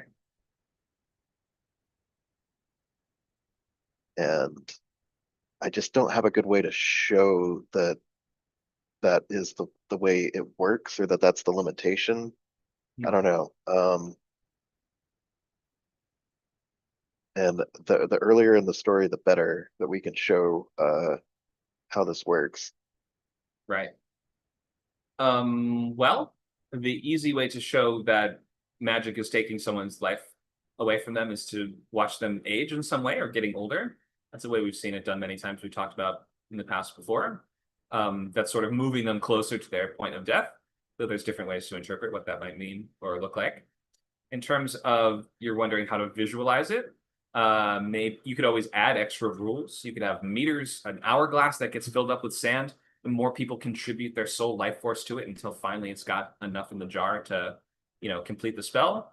You've got you can come up with all kinds of like arbitrary ways to measure the magic, or even I don't know, does every wizard have a meter that they wear around their like a Geiger counter they have with them at all times that shows how much life they have left, or something like that? It's diesel punk, so the soldiers may have invented something along those lines, but I don't think citizens would have access to that. And it's, I don't know, I want it to be a little bit soft as well, not too you know, like that movie where people pay for things with time. I don't want it to be like that. In time. Right. Okay. So you don't want to quantify it too carefully, it sounds like. Yeah, it's just a metaphor. It's not that important to have like a very strict uh rule system figured out for it, but I do want some like sort of big limitation or drawback. You could always go with softer ways of measuring. That would be something like we have a locket or a gemstone that has a light in it and it gets dimmer, and or a gemstone like a pendant that gets dimmer as your life diminishes, or something along those lines, right? Where you can't actually measure its More- brightness, but go ahead. Do you think of a more like 1940s military technology version of that? Like uh, kind of analog uh, gauge or something? yeah, something like a gauge or even like a radio. I wonder, like an antenna that sort of or like a piece of Like an what oscilloscope? yeah, something like that. Or like a seismograph, maybe that can measure, like, you know, how it normally would measure Oh, that's a good one. I the like that. And it like has to print out a little ticker tape or something. yeah, and maybe that could It's be like measuring there's a like little the ticking clock. yeah, like the ambient magic in the area. Then you have like the guy in the bunker leans and he's like, "Sir, you're gonna want to take a look at this. There's something going on." Like we can see the magic readings in the area are going all over the place. That never normally happens. Something like that. That's pretty good. I like that. Okay. It feels very of the era somehow. Nacho has posted his log line, so I think we can put a pin in this. Okay, yeah, I hope that gives you just a couple ideas and places to start. If you don't want to quantify it too carefully, you can always use like uh, the brightness, like the brightness of some gem or some form of measurement. You could use just the characters looking older, you know, almost like the substance, right? And the substance, we don't actually say she lost 3.5 years of her life, but we see she uses the substance and then Yeah. just her finger is aged to begin with. Stuff like that. Would people pick up that it's really strange for a bunch of soldiers to be like old men in the cold opening? Hmm. Or would that be too subtle? Well, it raises a lot of questions. To begin with, I guess I would sort of assume it's the end of the war, because that does happen towards the end of Desperate Wars, where now we have to expand recruitment Let's to say you have a bunch of young men, and you also have occasionally just someone that looks ancient, okay. like barely holding it together. Yeah, that's like the squad wizard. Yeah, or something like that. Yeah. Perfect. Yeah, put them in a different uniform. Then we'll start to be like, why is there an old guy embedded with every unit? What does that mean? And then Okay. raises questions in an effective way. Yeah. All right. Perfect. Give them some cool equipment too of some kind. Cool staff. Giant hood, but maybe. Sure. A tactical beard he has to deploy. Yeah. All right, let's look at Nacho's pilots, block lines. And this question need help brainstorming. Oh, sorry, he's not looking for feedback on the log lines. He's looking for help brainstorming a clue that suggests the facility could not possibly be what it seems. Not that it could possibly not be what it seems. So you're saying something that definitively proves that it is not, in fact, an elder care home? Yeah. Okay. And was thinking something along the lines of like, this would be sort of just before the break into 3, or like, let's say break into 5 or whatever it is, if it's 5 act. Just like the idea is he thinks he's finally convinced that it's in his mind, he has dementia, his wife is dead.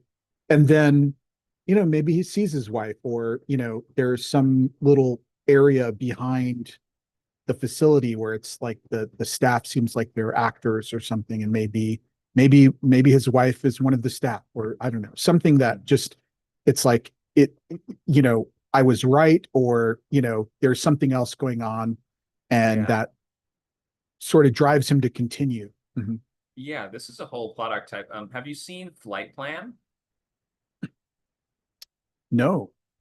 Okay, this is a thriller with, is it Julianne Moore?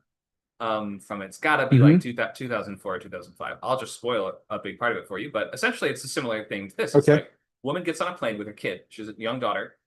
About halfway through the flight, the kid stands up to go to the bathroom or something like that, and the woman, or she goes to the bathroom, comes back, the kid's not there. And she's asking around, everyone's like, "You didn't come on board with a kid. What do you mean?" And she's like, "Yes, I did. What are you talking about? Why are you lying about this?" And they're like, "You didn't come on board with a kid, lady. You're like, I think you're having a mental breakdown." And the audience starts wondering, is she having a mental breakdown? Like, we saw the kid, didn't we? And at the beginning of the movie, kid is looking out the window, breathes up on the glass and draws a little heart on the glass. And like first act goes by, we're in like premise scenes. She gets like sat down by the airport security or the air marshal. She's sitting there. She's like, I guess I'm crazy. I guess I never had the kid. She leans her head against the window. Can you guess where it's going? Kids outside the window No. with the on the wing. So That was the stupid. start. That's- Twilight Zone episode. Something on the wing. No. So she breathes on the glass and sees the heart. Oh, Something oh, that great, great. the kid did. Yeah. Only the kid would have Yes. done that, right? Like, so find something that the wife did or gave him, or some impact that she had on the world that could only have come from Great. her, at least in his mind. Okay, I love it. Thank I don't know what that is That's awesome. for your story though, but I'm just sort of giving you like Yeah, the It's same like, type of plot beat from something else. mic drop. Boom. Yeah. And even if we're like, well, but she's crazy, so she drew the heart herself, right? That requires an extra leap from us. Like the easier conclusion is, wait, she isn't lying because we saw the kid do that, and we haven't been led to believe that the camera can lie. And the camera doesn't lie in Flight Plan. That's why we follow her. We follow the mom to the bathroom, and we come back, the kid's gone. It's not like we can like alter reality within the camera lens. So you have to build in the rule of, can the camera lie or can't it? That's a really important rule to consider when writing mystery stories like this. Great. Not sure if you've made a decision on that yet, but something to think about. No, And I like that. That's very helpful. Yeah. that would of course factor into your clues and reveals, because if the clues and reveals can supersede things we already have seen, then your narrator is so unreliable that we can't really trust him anymore. But another version of this that you might think of is like the father with Anthony, is that what it's called, with Anthony Hopkins, in which the camera doesn't lie, right? We just sort of it's trying to mimic his POV by having us with him the whole time, and through omission we sort of realize, oh, there's stuff going on like around him between the scenes that we can't really follow. But everything the camera sees is what he perceives, such that we are mimicking his point of view. So that's a good one that actually also it keeps track of what's real and what's not, by again not allowing the camera to deceive us. True Detective has in the Bible, it even lays out the rule, like most of the show has the frame story of these two detectives giving testimony, and they can lie in their deposition, but the camera will never lie. As we go back and we're showing things that happen, we will always understand that's the truth. Great. And if there's ever ambiguity about something, we just don't show it. Okay.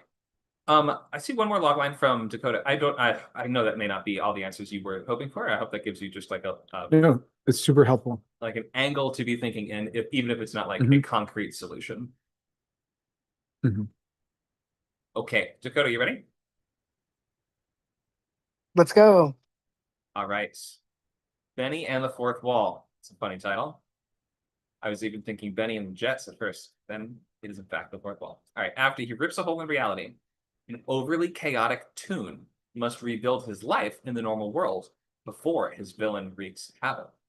Great. Okay. I think I mostly get it. After he rips a hole in his reality, he must rebuild his life in the normal world. So he rips a hole in reality, and is it like the villain goes through, so I have to follow him through? Or what's the exact setup there? Flip it. Flip Flip it. it. So Okay. yeah, so he goes through, his villain follows him. Okay. And why does he go through initially? I know I haven't read the pilot logline yet, but just a He's question that he's banished to it. He's banished to it. He's like, oh, you caused this problem? Okay, cool. You're gonna be thrown in the problem. Oh, was that always in the logline, or did you just edit that in? I actually may have missed that when I read it the first time.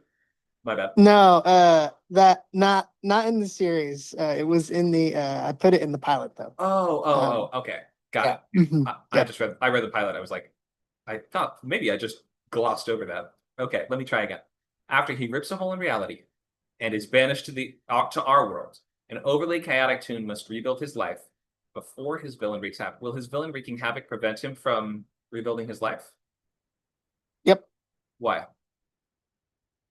Because his villain is now using Cartoon Havoc to basically destroy his life. He's like, I am going to finish what I started in. Because the villain is continuing to target and antagonize Yes. the hero. Got it. Okay. Didn't Yep. quite get that from the series logline. let's come back to it in just a second after I read the pilot. I love stories like this, by the way. Last Action Hero is one of my favorite movies of all time. Yes. Why does it have bad reviews? It's brilliant. I don't even get it. It's so good. All right. After he accidentally rips the whole reality, right? Man-child tune. Man-child tune I like a lot better than overly chaotic tune, by the way, because it's like so chaotic that it's illegal. What does it mean for a tune to be overly chaotic? All right. A man-child cartoon is banished to the real world and must get a normal job before the arrival of the end card. What's the end card? That's all, folks. Oh. Or else what? It's literally it literally is a I have to do it before the day's over.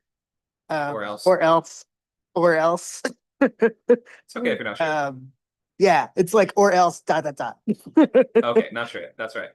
So that doesn't Yeah. quite seem linked to the villain in the same way that the series logline kind of made it seem like that would be really important.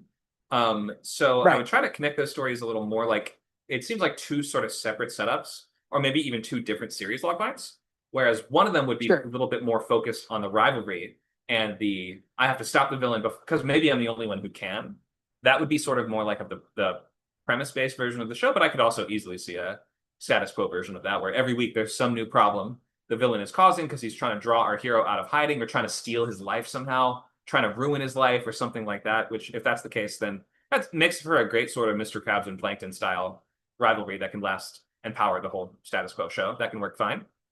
And then for the pilot logline, it sort of sounds like it's more about him getting the job and having to just like the main challenge is him adjusting to living in not cartoon world anymore. It's not really, it doesn't sound like this is as much about the villain. So I would pick your point of focus. I know that the series can set up a broader type of situation. The pilot should feel like it's just the first of those many situations. And this just doesn't quite sound like the first of the situations in that series. So I would adjust either one or the other and angle it either more towards the opposition and that battle, or more and that the constant rivalry that will happen all throughout their lives. They're Tom and Jerry, arch spy versus spy, arch nemesis. Yep. Or the other way around is more of the episodic challenges of adjusting to normal life as a cartoon. Either one sounds fun, but I would pick the specific kind of fun you want to have. Right. Yeah. Cool. All right. Questions? Nope. Thank you so much. Appreciate it.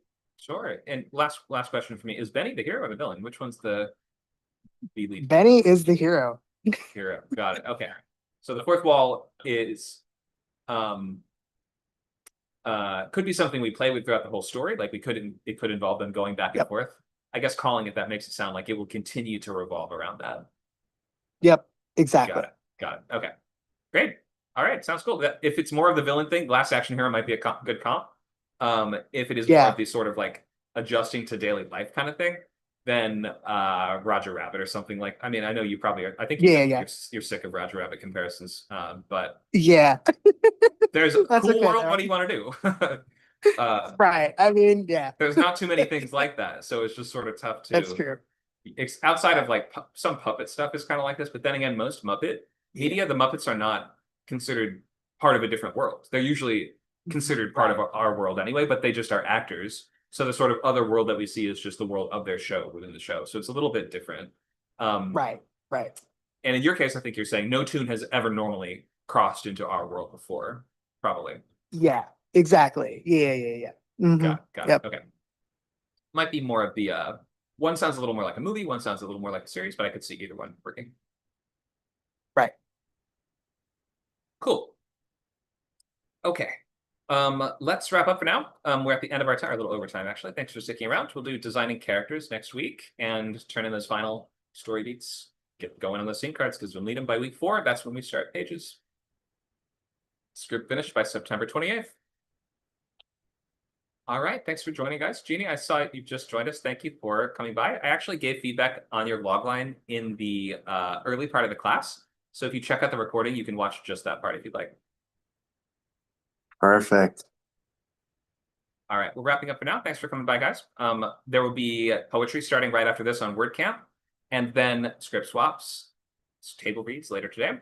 Coming up this week, lots of genre groups and meetups. So check the events tab to see everything coming up. But even if you don't see a boot camp on the events, there is always a boot camp in the normal time slots, which are Friday 6 to 8 for features, Saturday 12 to 2 for novels, and right now pilots is Sundays 11 to 1. So we'll see you guys soon for your next script camp class or event. Have a great rest of your weekend.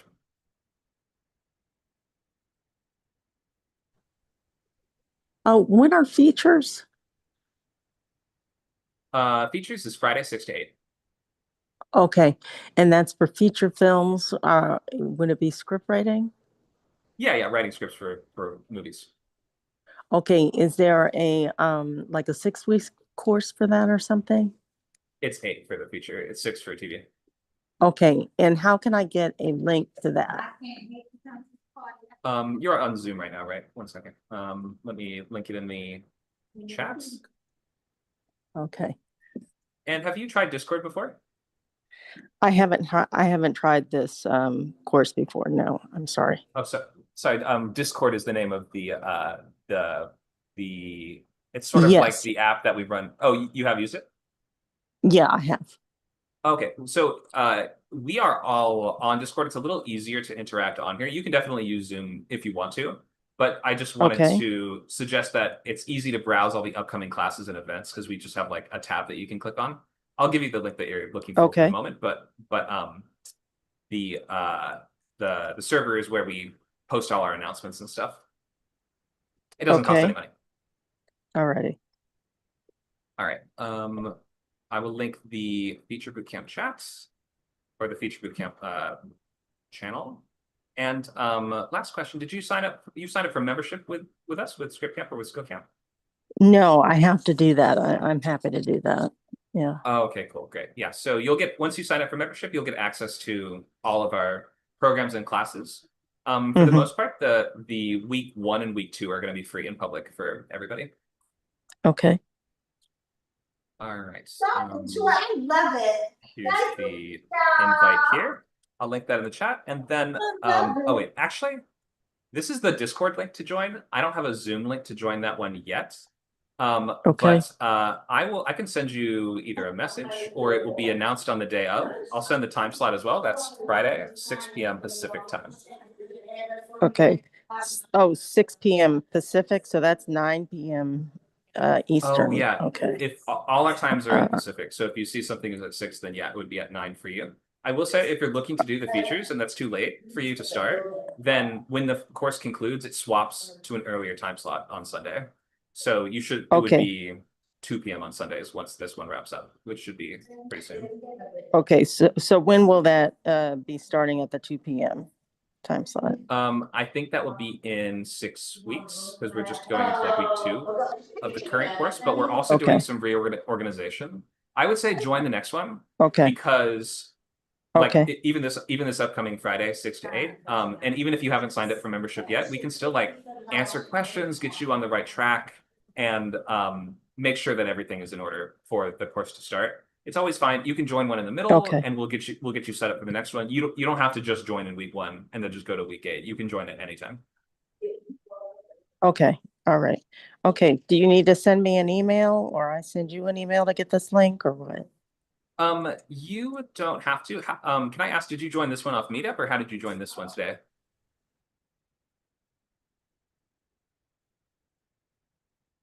Oh, I think you hit mute on your mic.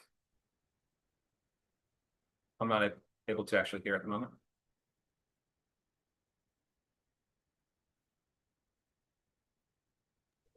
Yes. No, I had been in touch with Nacho via email and he sent me a link. Oh, he sent you a link. Okay, so he's already got your email. Cool. We'll send you the updated one then in that case. But and if you want to Okay, join Discord, great. it makes things easier, but you do not have to. But glad to answer any questions you might have. I'll link my email in the chat just in case you need it. Okay. Thank you so much. No problem. Thanks for joining. We hope to see you back soon. Okay. Bye. Bye, Nicole.